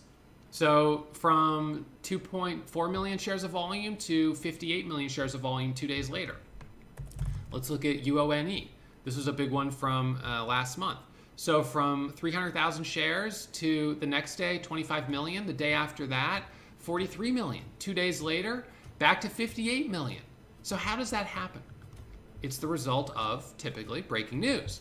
Now, UONE doesn't have news today, but let's look at WIMI, for instance. So WIMI has news today. It was posted at 5:31 a.m. Now, I don't go searching the news and get up at 5:31 in the morning to check to see every stock that has a headline. Because you know what? I mean, I can just pull up almost any stock and you'll see S&P has headlines. You pull up, I don't know, American Electric Power. I mean, you could just go through stock after stock after stock and you'll just keep seeing headlines. So searching for headlines, and sorry, I can move the video. Well, I can move the video to the side here. So searching for headlines, in my opinion, is not really, it's not a good use of time. What I want to look for early in the day, as early as possible, 8:45, 9 o'clock. And so that's not as early as possible. You can get up at 4 in the morning, but usually kind of 30 minutes before the bell. I like to start to look at which stocks are gapping up the most in the market. And then I check it and I say, well, what's the reason it's moving up and what does the volume look like? The reason it's moving up is a catalyst. And I don't need to go and read all this catalyst information and go and do research on 5G holographic applications. I don't need to do that. I can see just by looking at it that there is a fundamental catalyst that is driving the price action, that's creating this interest in the stock, which started, as you can see, initially not a lot of interest down at 4 a.m., 5:30, but starting at about 7 a.m., it started getting picked up, and traders obviously started buying it as it squeezed higher, and it hit a high of 7, pulled back up to 750, pulled back.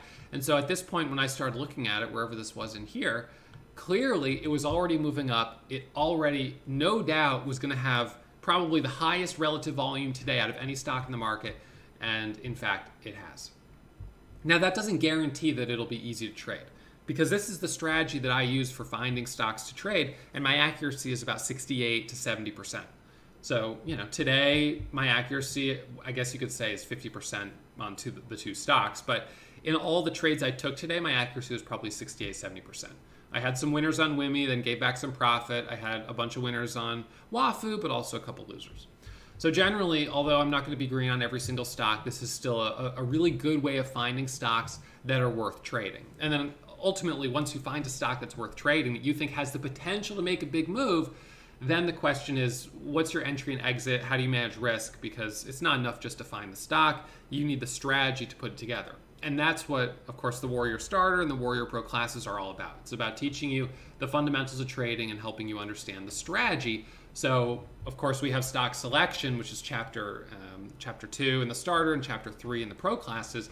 And then from there, we go into breaking down your daily charts, understanding why not only is it important that this had high relative volume, but it also had no upside resistance above this level of 6. However, the float at 6 million shares here, in fact, was not accurate. The float's a little bit higher. I think it's closer to 20 or maybe even 30 million shares. And certainly this one was a bit choppier than I expected it to be. It is also easy to borrow.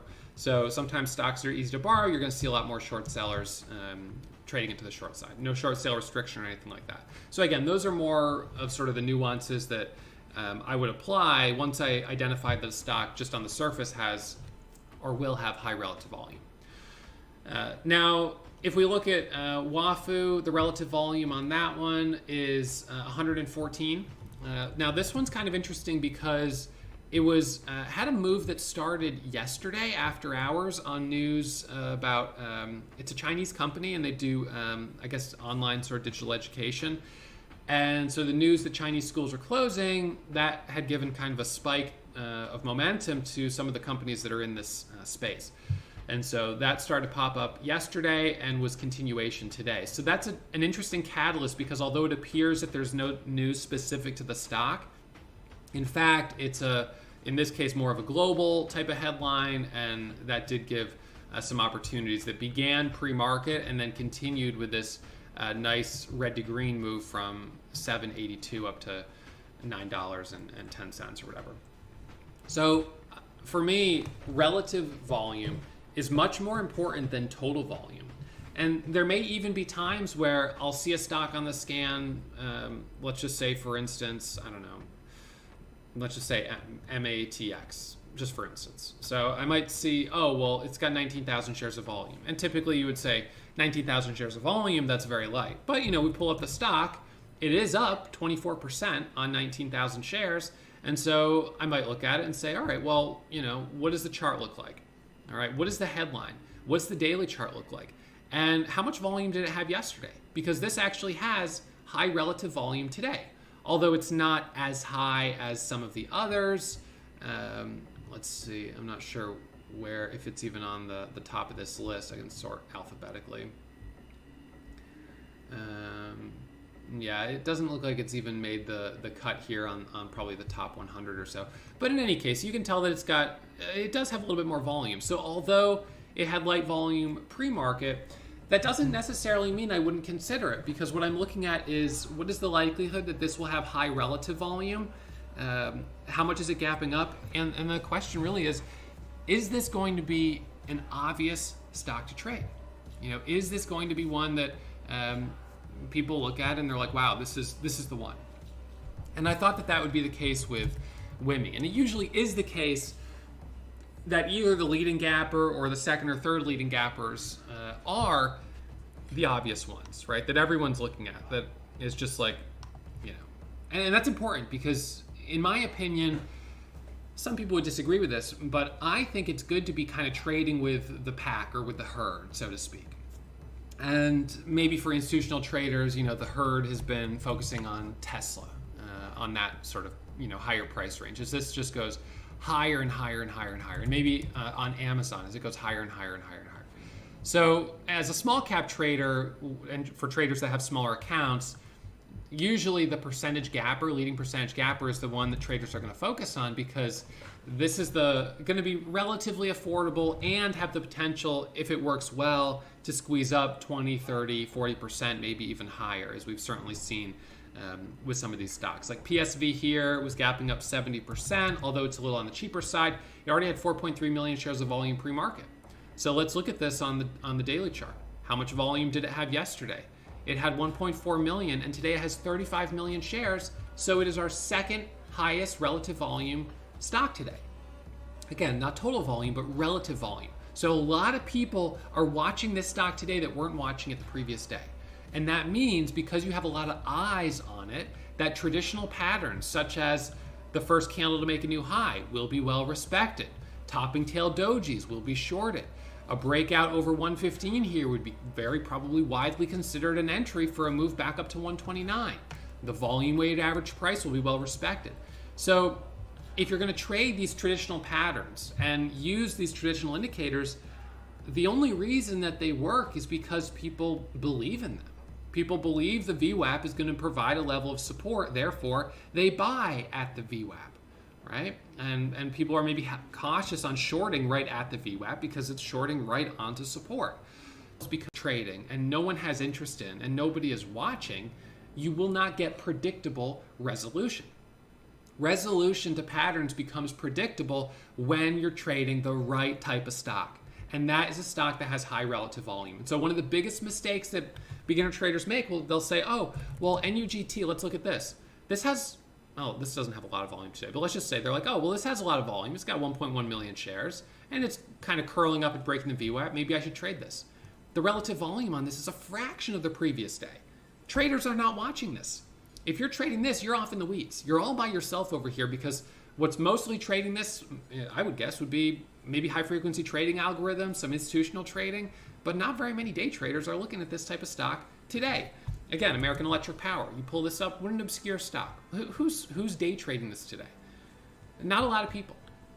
And in the news recently, I've certainly heard, Jim Cramer and some of these, very well-respected people in the industry saying that, day trading is incredibly risky and it's going to end in tears for everyone. And Leon Cooperman and some of these other big hedge fund people are, day traders, they're essentially just criticizing us as being stupid, and that we're buying stocks like American Airlines. Warren Buffett, yeah, he was smart to sell it because their balance sheet is upside down, but meanwhile, hey, go on outside, girl. But meanwhile, day traders have no problem buying it as it squeezes up right here, creating this surge from 10 all the way up to $22, right? Hey, girl, come on. Outside, go on, out you go. And I find that, obviously to be a little insulting because, the fact is, although if someone bought this, with the intention of it being an investment and hoping it's going to go back to $50 and now they're underwater, okay, that obviously would have been the wrong approach. I mean, it's back down to the lows. But the fact is, Warren Buffett didn't trade or invest in Amazon, and the PE ratio of Amazon for any logical investor would have said, even at $2,000, it was crazy overpriced right back here. PE ratio was out of control. And here we go, it's up to 3,000. And so, although stocks can be irrationally strong or weak compared to their balance sheet, compared to their book value, which is the value of all their assets, Warren Buffett, value investors, they like to buy stocks that are actually trading below their book value.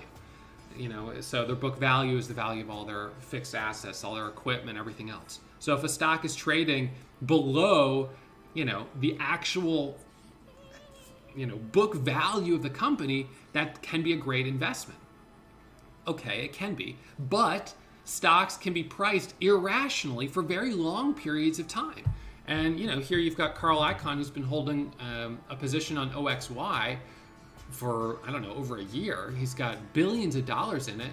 And, look at this thing. It's been really not a good, although maybe it made sense from a fundamental perspective for a variety of reasons. From a technical perspective, it's been weak. And so day traders, short-term traders can capitalize on those opportunities. And again, I'm not trying to criticize the big investors. They're much more successful than I'll ever be, but they have a different place in the market and they have a different strategy. And I don't think it's really totally fair to criticize day traders or say, day trading should be outlawed, these because they're so stupid, because they're buying stocks with, terrible fundamentals or terrible book value.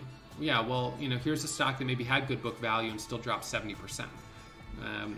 Or here's a stock that had outrageous, had book value that is a fraction of the current trading price, but still went up another 50% or another 100%. So there are opportunities. And that's what we're searching for as day traders. And so in my opinion, what we have to look for are stocks that have high relative volume, that have really strong daily charts, and that generally have some type of catalyst to justify the move and then to ride that momentum. So we all have a place in the market, and so our place in the market as active day traders is capitalizing on these short-term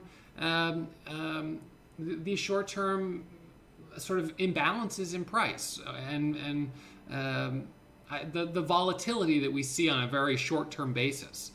And it's so for me, I really don't spend a lot of time reading quarterly earnings or going through all the fundamentals, because the fact is, although long term you would think it'll probably matter, short term as a day trader, it really doesn't matter. Short term, we have to be focused on technical analysis.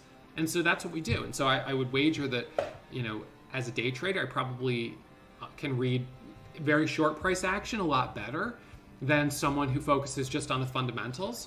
But the downside to what I'm doing is that you can't really move in and out of the market with, $150 million as a day trade. And so that's why those big investors would just say, well, day trading's, it's kids play. What are you making? 200,000 a year, 500,000 a year, $1 million a year if you're good? That's a joke, right? They're trying to make hundreds of millions.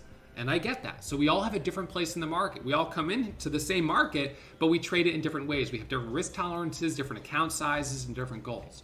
So the set of criteria and my number one indicator for finding a stock that has what I think is home run potential in the course of like a couple of hours is going to be very different from the criteria that a big hedge fund manager or whatever would look for a 3 month to 6 month type of position where they're putting tens of millions or hundreds of millions of dollars or billions of dollars at risk. And so, of course, I would say that my strategy is probably much more appropriate for the average person, because it is a strategy based on really minimizing risk, not holding stocks overnight, taking short-term trades, getting in, getting out. And so we could have on a stock a 5 or 10 minute long opportunity. Look at this. This has gone from $13 to $20 today. That's almost 50%.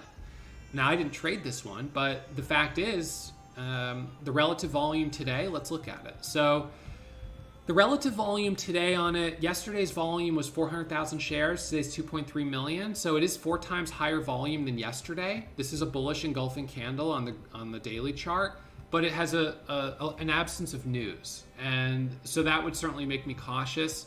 I believe this is one of the companies that we traded a couple weeks ago. But in any case, so although it's a former momentum stock, which sometimes by itself is enough because traders will say, hey, this stock was really strong 2 weeks ago. Right now it's up a lot. I'm going to jump in. And so sometimes, that can work, but it's still going to be a little bit less predictable, in my opinion, without that news catalyst. And now here's WIMI, so coming back up and attempting to break the VWAP again. That VWAP is going to be very well respected. This is going to continue to be the highest relative volume stock on the market today. It's not going to get beat out by the end of the day. It's going to be the highest. What are the obvious levels? The obvious levels on something like this right now would be the high here. If it breaks 845, then I would look for a move up to 925. And because it has high relative volume, tens of thousands, maybe hundreds of thousands of traders out there have lines drawn at the exact same places because they're obvious. And that's what you want. You want obvious, because that means what happens there should be predictable. Now, of course, again, sometimes you'll have something that is unexpected, and I suppose that happens, 30% of the time, which is why I'm right only 68, 70%. But I'm still right more than I'm wrong, and it's 100% because I focus on stocks with high relative volume. So let me back this up with some numbers for you guys, just because some of you are probably curious. Well, okay, but how much does he really make on high relative volume stocks? So let me log in here. All right, so I have my metrics here, and this is from like the last 4 years or so of trading. And what I'm going to do is I'm going to show you my profitability by relative volume. That's kind of cool, right? So here we go. So this is my profitability by relative volume, right there. So that's $3.1 million trading stocks that have at least a relative volume of 5. 500% would be 5 times higher than what's normal. 3.1 million. And this is in like 4 years of trading. So everything else is on stocks that have much, much less relative volume. So where do I make my money? By finding the stock each day that I think will have relative volume. And I can certainly jump into something, like WIMI on the early side, and already see at this point it already had 10 times relative volume. It was already moving in the right direction, and so even though it wasn't maybe this high at that point, I was able to, with reasonable certainty, predict that this would have the highest relative volume today. And that's where the challenge comes in, because it's not enough to find the stock after the fact. You have to find it before it happens. Now, this is kind of interesting right here. This is performance by the prior day relative volume. And so what would you speculate would be the reason that we would see this kind of curve here? This is due to continuation. So the majority of my profit is on stocks like WIMI or WAFU that have much higher volume than the previous day. However, a good portion is also on a stock like this, which would be continuation. So this here, the second day, I mean, this might have been maybe in this area here, because this looked like about 2 times relative volume on the second day, but it certainly wasn't as high as the day over day right here. And then there'll be some instances where it's even less than that. So AIHS, we traded this one 2 days in a row. So I traded it on this day and I traded it again on this day.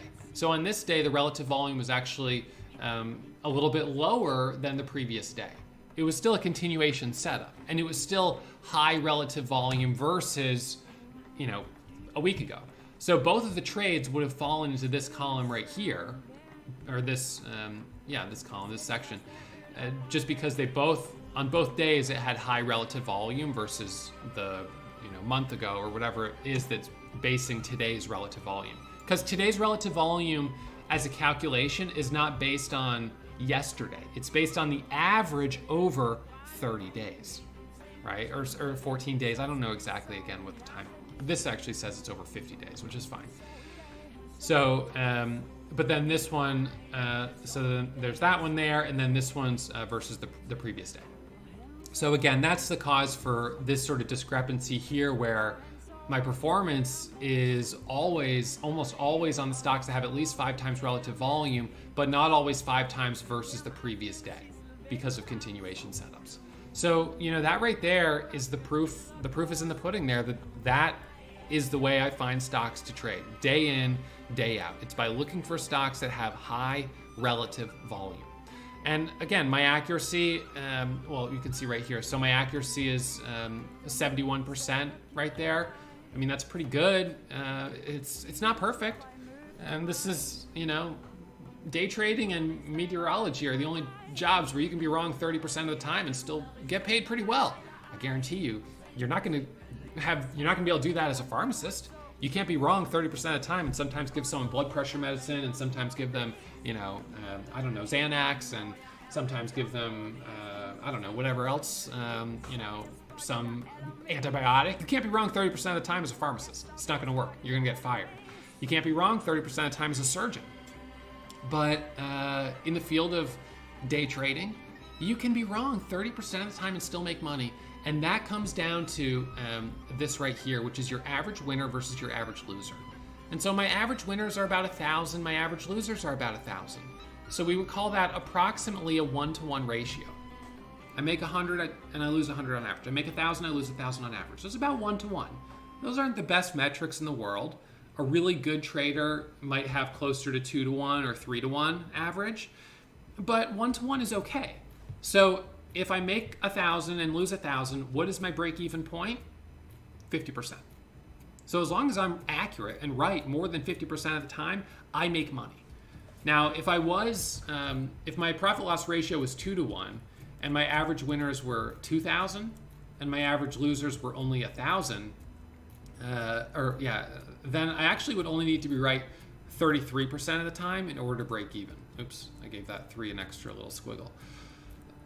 But again, it's nice to set the bar low and make it easier for you to be successful, but this is kind of a decision that you have to make because, for instance, and this gets a little bit away from relative volume, but just to touch on it for a moment, again, relative volume is my number one indicator for telling me whether or not a stock has a potential to make a big move. But then once I've identified the relative volume, now I've got to actually take the trade, right? I've got to execute on the trade. So WAFU right here, this was an entry that I took as it squeezed up right here to do a red to green move. So it was red on the day and then it curled up and went green.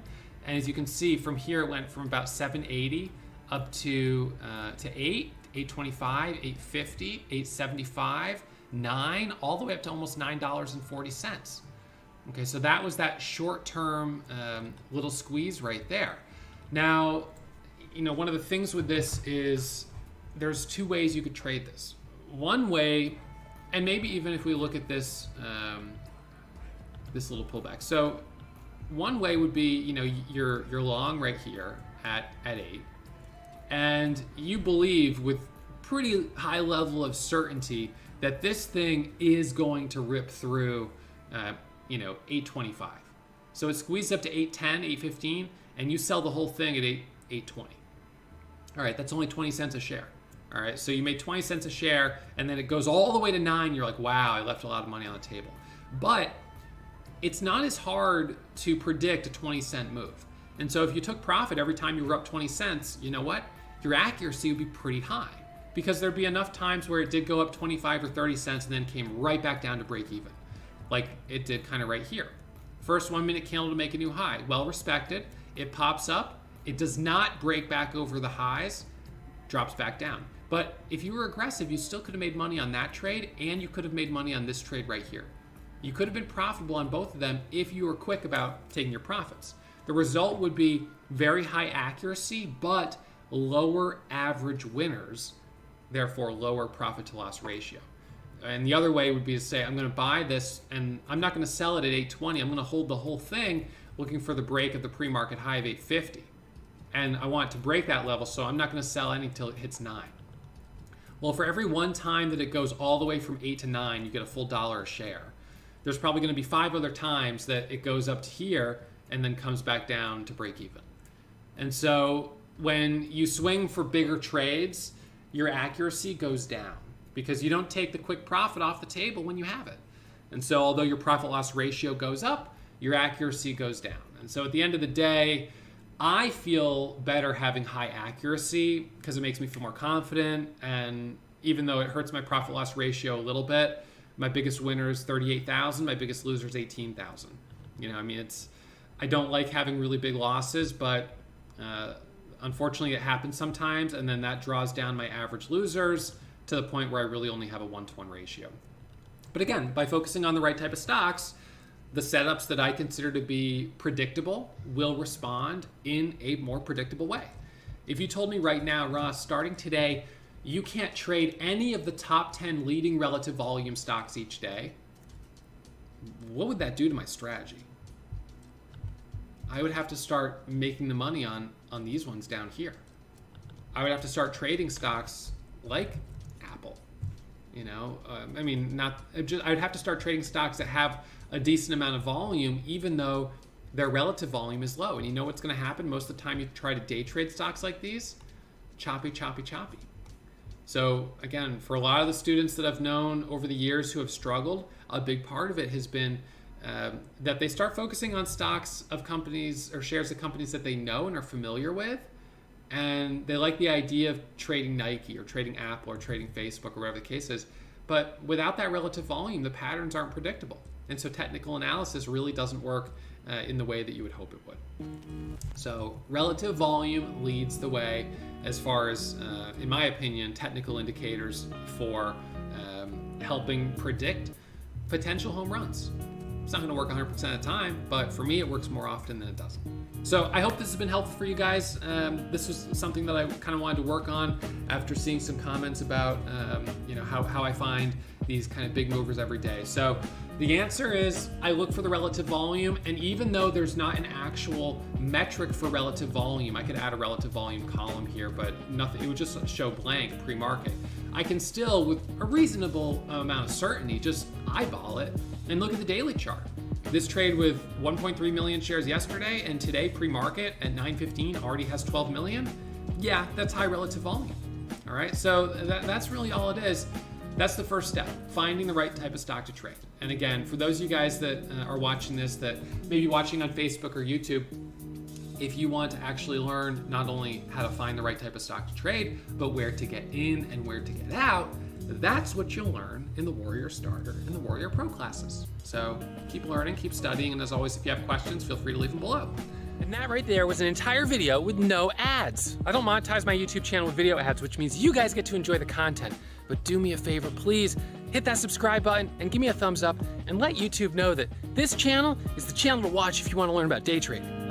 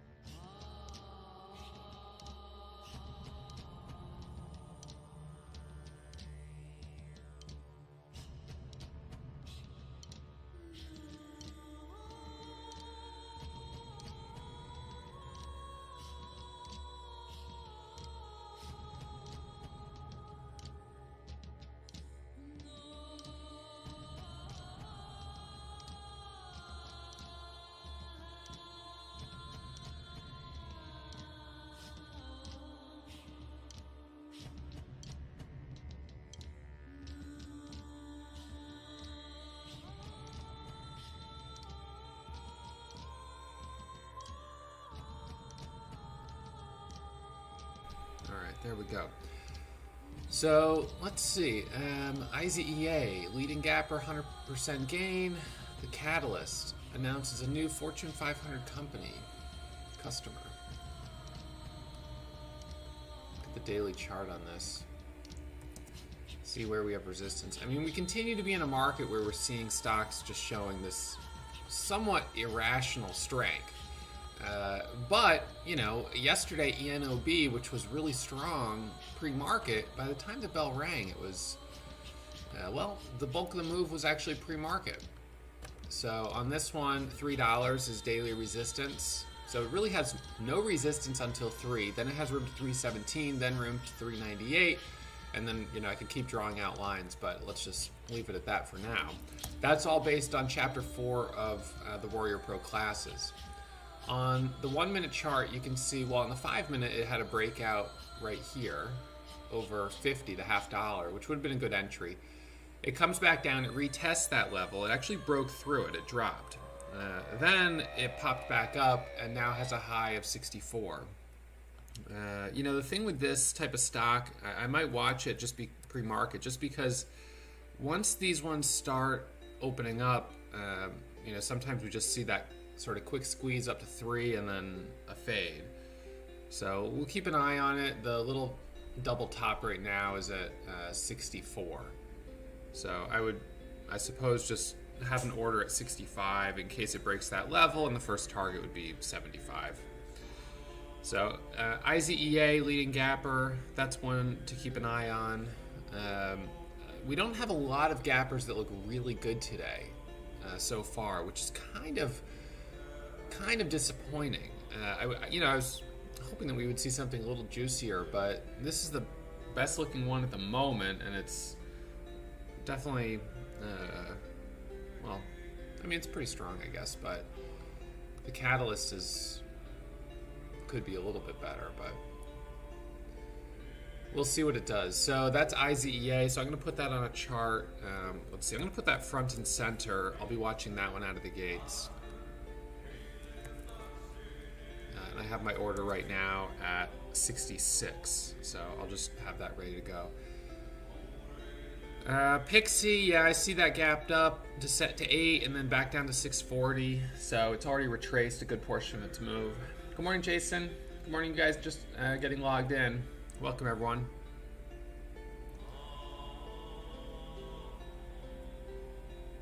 Those of you live streaming, the free watch list on YouTube and Facebook, love for you guys to hit that thumbs up button. You can see that seller there. So I'll take a long here at 65.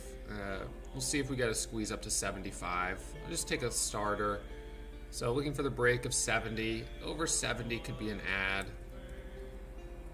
You know, it's one of these things of buying the pullbacks. Once it starts opening up, just try to ride the momentum. So we've got now 59 on the bid. I would generally stop at the $0.50. As long as it holds 250, it's strong. And if it can break over the high here of 68, then I would look for 75. So I'll put an order at 75 to add. Or well, I'll put the limit order at 75, but I would add probably as soon as it breaks 70. So just watch this here for a second. Watching on IZEA. So I just added at 69 for the breakthrough 70, and I sold the whole position at 71, just to take a little profit off the table. So oftentimes when we have a little micro pullback like that, it's even hard to visualize on the chart, but on the level 2, what happens is you see the stock pop up to 68 as it did, pulls back, and as it rips back up through, often I'll add for that breakout, and then I'll sell half, especially if I went from being green on the trade to red for a moment. So took a little profit off the table. Not a big winner, but you know, might as well, especially after the move yesterday on ENOB, which the entire move was pre-market. By the time the bell rang, it was just selling off. IZEA is our leading gapper. It's got 15 million shares of volume, so there's no volume issue there. One of the things that stops me from trading pre-market is when we have really light volume, but this is very thickly traded. So, all right, so we've got one green trade so far today, and you guys streaming on Facebook and YouTube got to tune in for it. So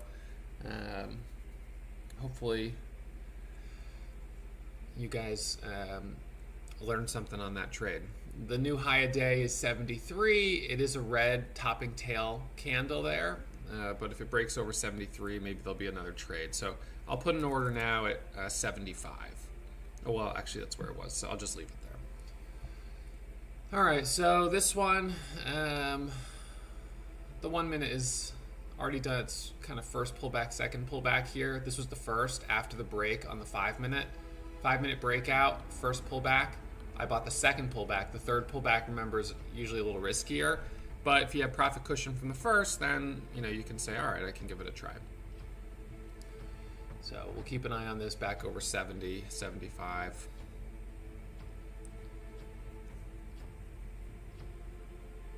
Robert, where do you see that?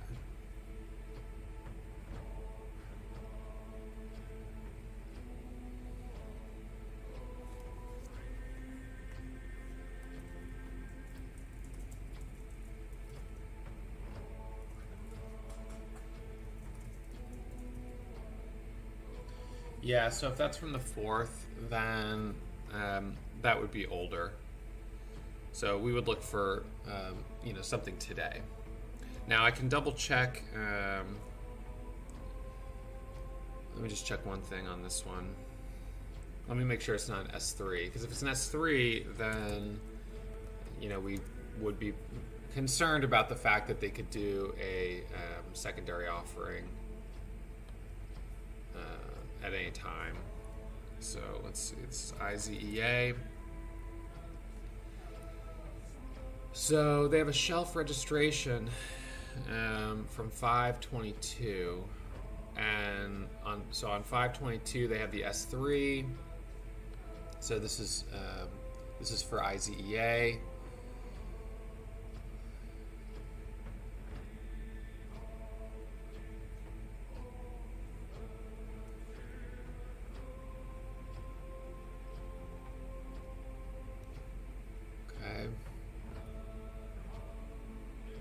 So up to $75 million, that's the S3. So they registered to sell that much. And then on the 4th, they did an offering of $10 million. So they still have $65 million that they could raise based on that S3 that was just filed. So, anytime you have that out there, it's a risk. But an S3 is also 3 years. So they just raised 10 million. Are they going to try to raise more today? I don't know. It's a possibility. It's something to be careful of. Let's see, what was the price of the last one? It was priced at the market.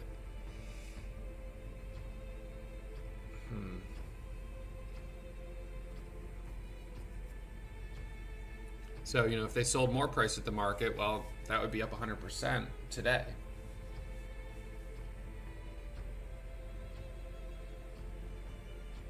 Interesting.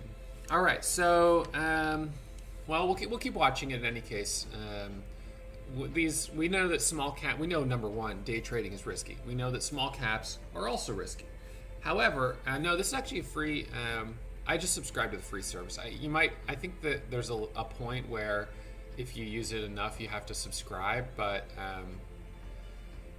I don't know at what point that is. I haven't hit that point, I guess. So, anyways, we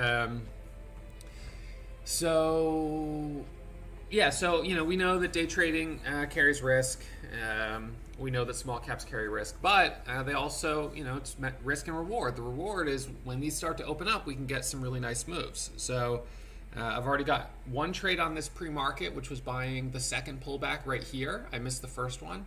I missed the 5 minute breakout, which was the break over 250. But I grabbed a little bit of profit on this move higher, and so I'm happy with that. I will come back to it, and I'm going to mark out the pre-market high on this as being 73. All right, so that's the pre-market high.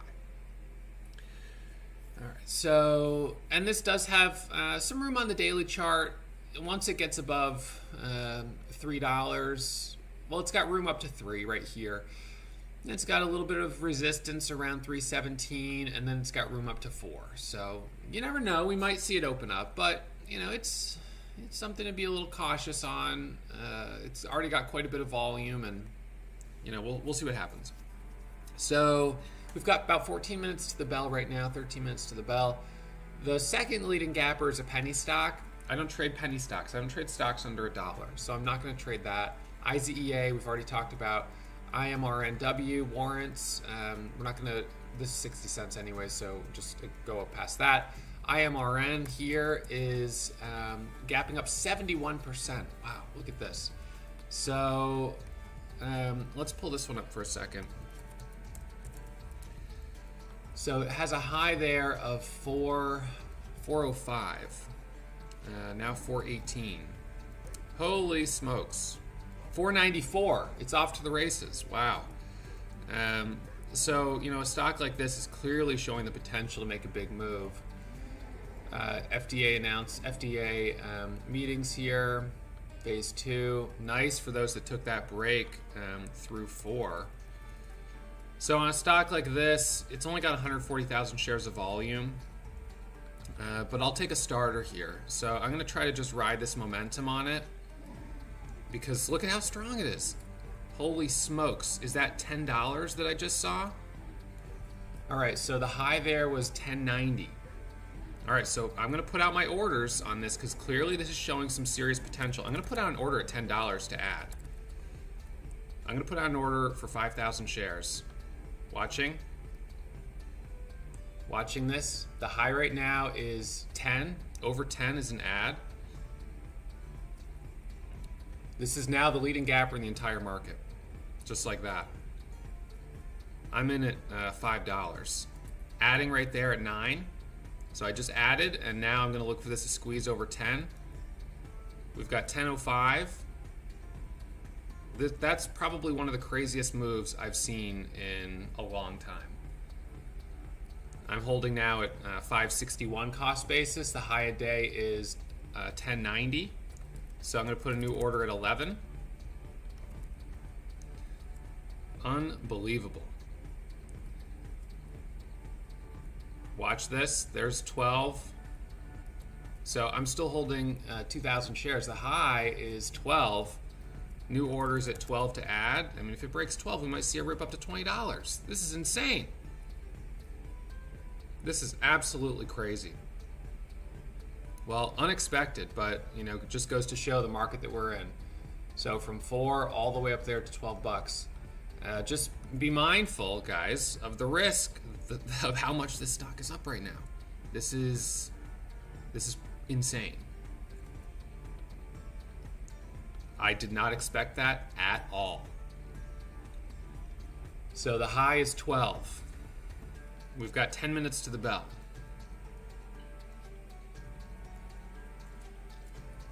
Watching. So I just stopped out, and now I'm going to look and do an order for 2,000 shares to buy the first dip. So let's let it dip down for a second. Don't underestimate the risk on this one.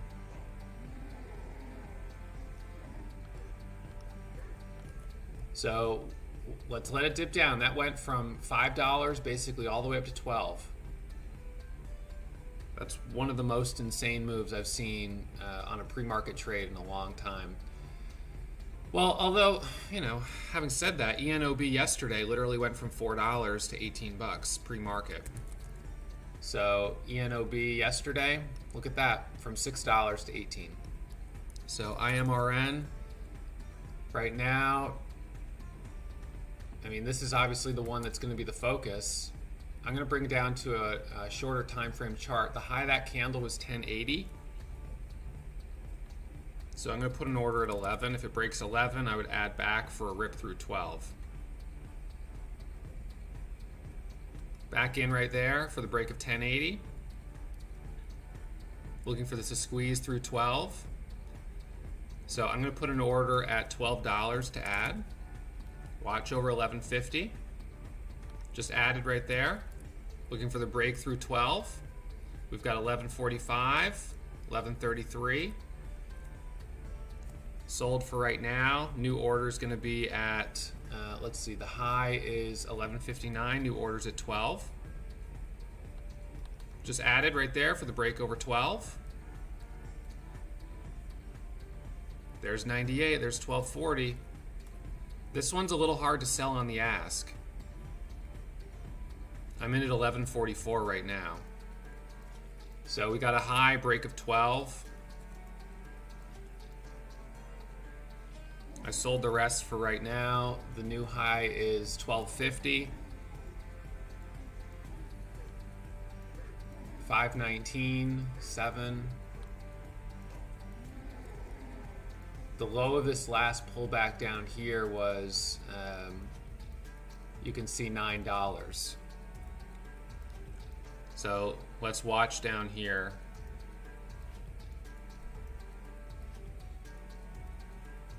This is high risk stuff. There's no question about it.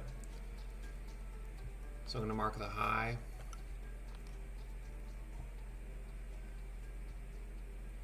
Daily chart, no resistance till 1429.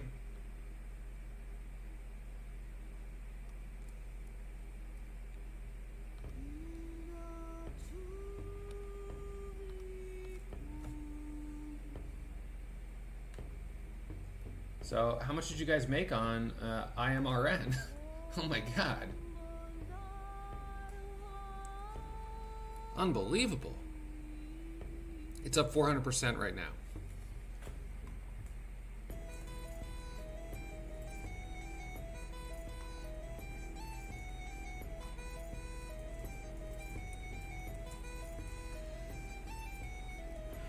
Great job, guys. So my entry was for the break of 5. I mean, it ripped through 4, and I was chasing it. Honestly, I was chasing it right here, but I gave it a shot. Right there's a dip down to 960. Watch here, careful on this pullback. I'm gonna watch this. The volume weight average price is 942. So we don't get circuit breaker halts pre-market.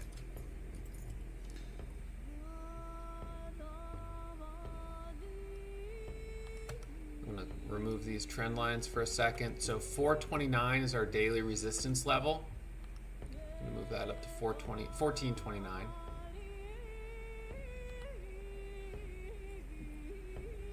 Let's see, 1429. The low of that last pullback was 960. If it breaks 960, I mean, we might see a flush back down towards 9, so just be careful. The volume weight average price is right here. I have my hand on the buy button to try to buy a dip on IMRN. So watching down here, this is a bounce off the VWAP potentially. I'm in with a starter. I just bought the dip of VWAP at 75 average. So I'm in at 1075 and now looking for this to curl up over 1050 for a squeeze back to 11. So watch over 1050. Hands on the buy button to add, just added right there, 1045. So I try to add as it's squeezing higher. There's 11. Nice. Now over 11 is a possible add on a 1 minute pullback for a retest of 12. Just added right there. Added again at 1098. So my cost basis has moved up to 1023 as I added as it squeezed higher. This right now is another little micro pullback. I'm holding 623 shares. So the high of this candle is just over 11. I'm still green, but I'm in at 23, 1023, so let's see what it does. I sold the rest at 1030 for 7 cents a profit, and I'll let it come back down here again to the VWAP. 950 is a dip trade. So watching orders at 960.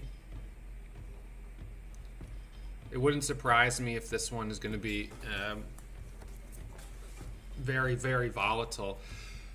I do not want to be holding a position from pre-market into the open.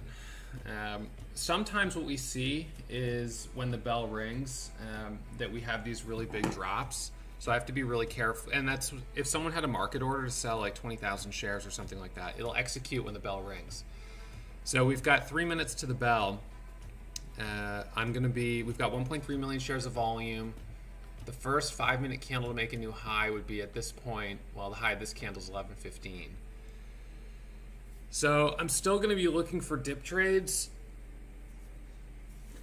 and we'll see whether or not we get a good one. So again, daily resistance is at 14.26 or 29, and then we've got 14.50, and then we've got room up to the high of this level, which is like 16.82.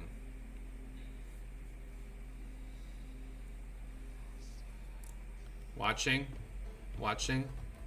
So I just added right there at 69. I bought that dip because we saw a big bid support. There was a 10,000 share buyer at 950. Now over 1050 is an add. Adding right there, 1038. So now I'm looking for this to squeeze up back to 11. I'm looking for that first 5-minute candle to make a new high. There's 64, there's 75, there's 80. I want to see the break over 11. So we've got 1050 on the ask. We've got 2 minutes to the bell. My cost basis is 983.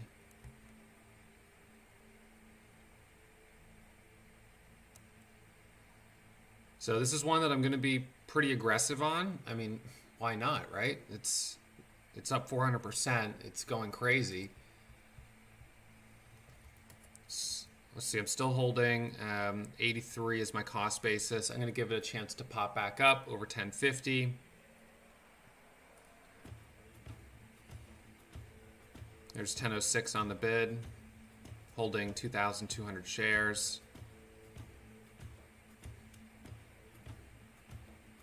What I'm thinking is that right out of the gates, there's a good chance that this could squeeze up and get halted. So,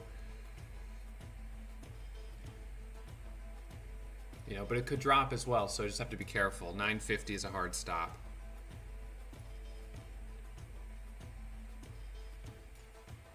Watching back over 1030. We've got 1 minute to the bell.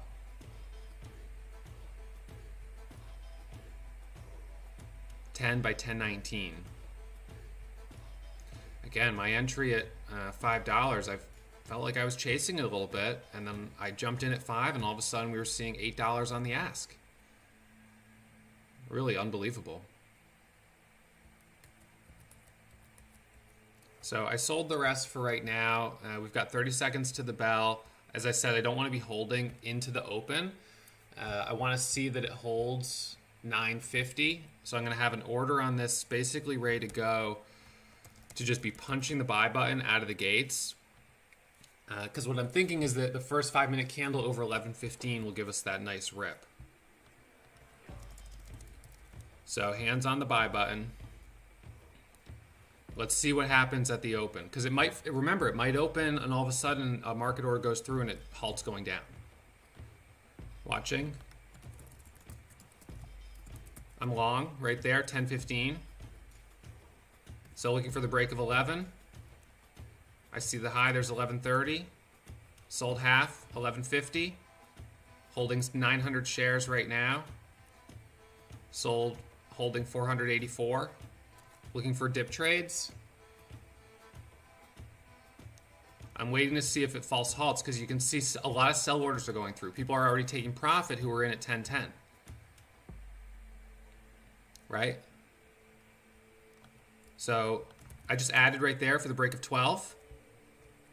Now I'm looking for this. Look at this. Break of 12. There we go. There's 1316, 1361. Now we've got that daily target of 1429. I'm still holding now at 1169. We've got a dip. Sold. New order is going to be to buy dips. Don't underestimate how much this can dip. This isn't for the faint of heart. Added right there, 1123. Bought a dip, 1123. Watching back over 1250.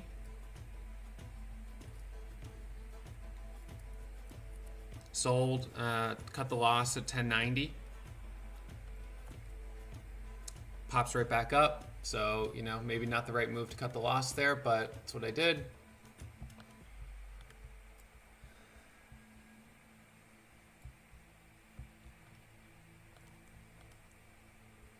So the low down here was 1055.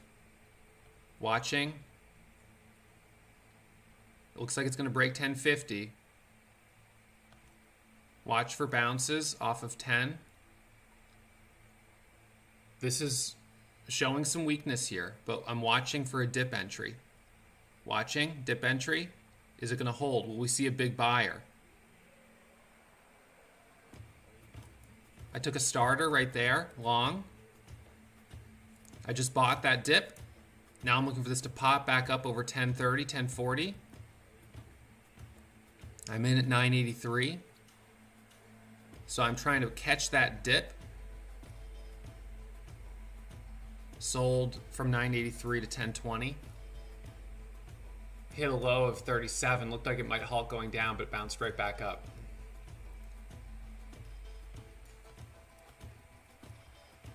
Guys, if you haven't hit that thumbs up button, you're on Facebook, YouTube. Please do me the favor, hit the thumbs up button. This is a day for the record books. I mean, we've just never seen. I haven't. You see sometimes things like this early pre-market, like on ENOB, but man, we just really surprising. So 1068, first 1 minute candle to make a new high. Watch. I'll have an order at 11. Just added, went long there for the first 1 minute candle to make a new high. Now we're looking for the break back through 1150. Red to green setup. Watch it back over 11. Still holding right now. Holding 2,000 shares. Holding 1,000 shares. Still holding 1,000 shares. The low of day is 937.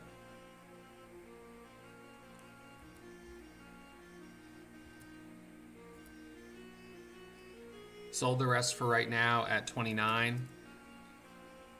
I'm gonna do a dip buy, probably off the lows. I don't like that that's a false breakout candle.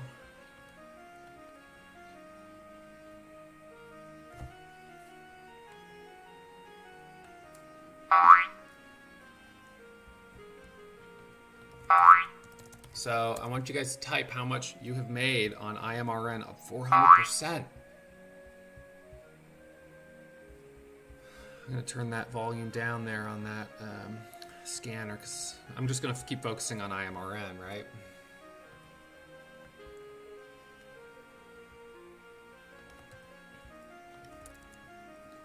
So where's the next entry?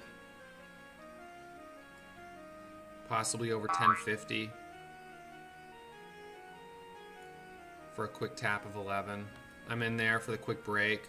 Just taking quick trades on it right now until I get a little more conviction. Took my profit. Just a quick break. The high there is 1145. The low is 937, so that's where we had some support. This 1 minute chart is a little screwy, and the 5 minute is a false breakout candle. But at the same time, this might just, you know, rip faces off short sellers. I don't know. Oh man, that wasn't Captain Redbottom. That was a different chipmunk. He's lost his tail. In the book have been reading, sometimes aggressive mating rituals can result in the loss of a tail for a male chipmunk. Yeah, I know, it's pretty brutal. Watch back over 11. So it's curling here. I'm long for the break back over 11. I sold, and I'm holding 1,100 shares.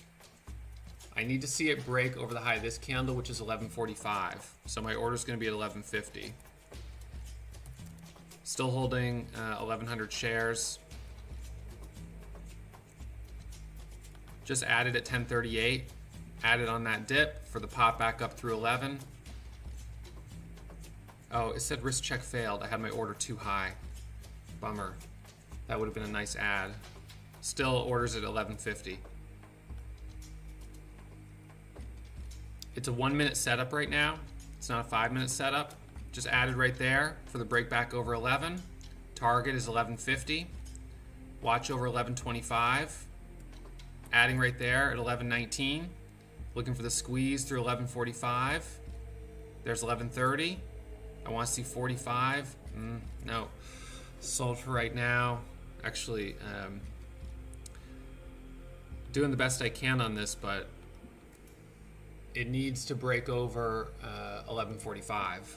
So 11.50, my order's still going to sit there, ready to go.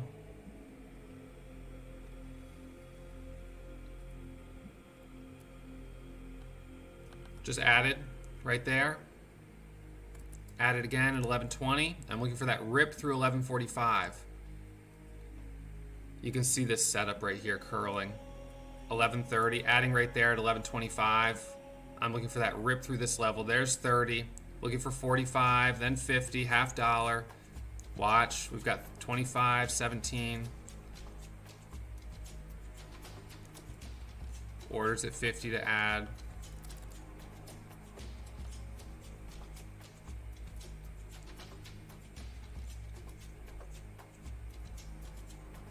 Watching, just added at 28. I'm expecting that rip through the half dollar, but no, I'm gonna stop out at 11. I gave back a little profit on that last trade. Not a lot, but a little bit. So let's let it pull back for a second. 941 or right around 937 was the low of the last dip. So we could dip back down to 10, still be in range. Watching. Added right there long. Bought that dip for the pop back up to 11. Just trying to do quick little dip trades on this. Sold at 49 and 17. Probably actually close to a break-even trade.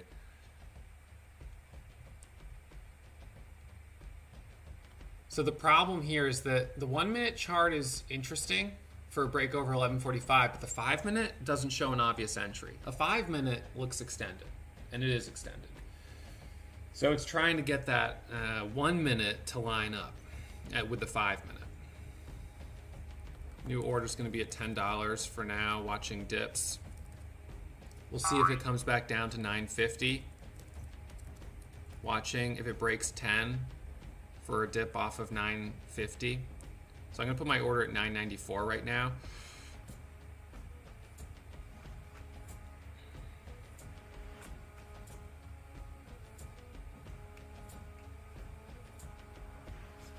What, 5 million shares of volume? It's still up 376%.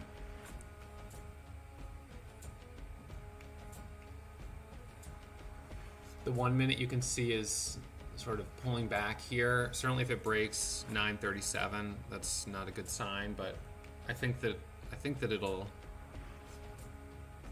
hold this level. We'll see. Watching to catch a dip here on a breakthrough 10. I'm in. Nope, no fill on my ad. Bummer. All right, well, I would already be up 40 cents on the ask. That's a bummer. It's $1 a share. So sometimes, you know, your orders don't get filled. My order didn't get filled on that trade.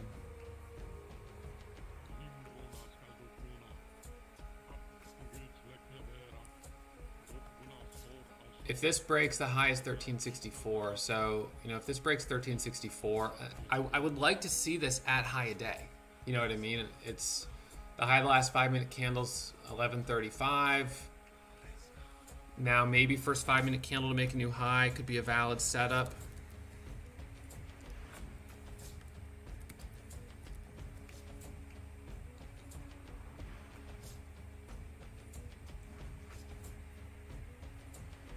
The low of this last dip was 988. So watch it as it comes down here. Is it going to break that level? Yeah. I took a starter at 73. I'm long. I just bought this dip. Now I'm going to try to catch a pop back up to 1050. So we've got 1045 on the ask, over 1050 as an add. So this is a double bottom, and I'm looking for the first 5-minute candle to make a new high. Watching over 1050. Adding at 1041. There's 1060. 1059, holding 738 shares. My cost basis is 982. Stop at break even on the rest.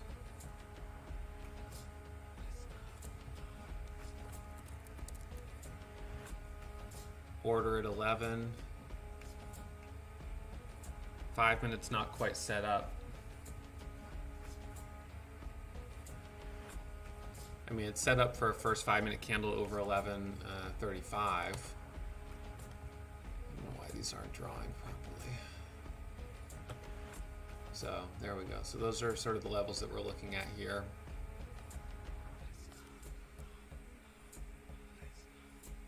Still holding at 982.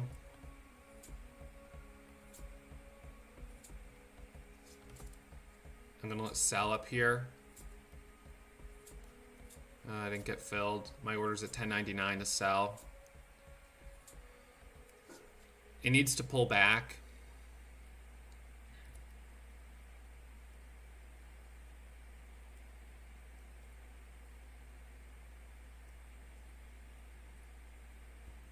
I'm gonna cancel my sell order.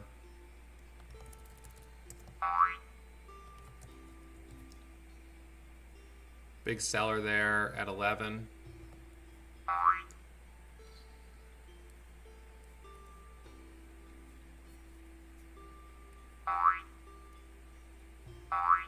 We're up 400%.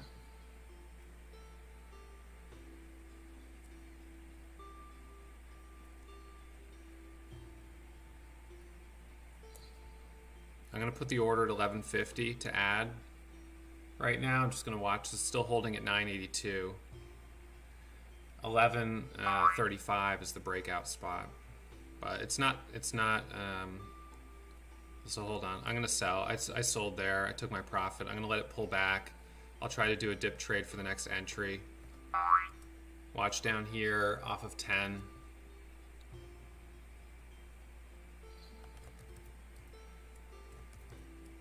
Let's see whether or not it breaks 10.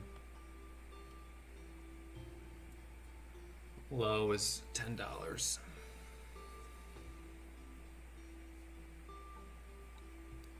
KBSF, a cheaper one. See, I'm kind of all dialed in on just one stock. It's now got 6.4 million shares of volume. I'm looking to see if it's going to break $10.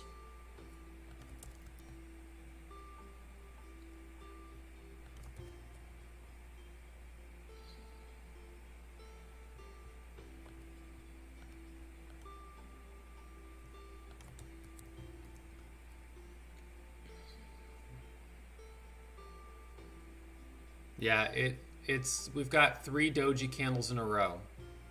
Those are all candles of indecision. How much is it going to drop here?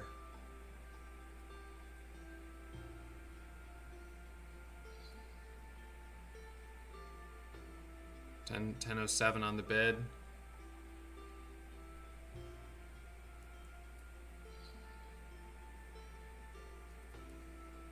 If it breaks, what was the low there? 990. The low of the last one was 955.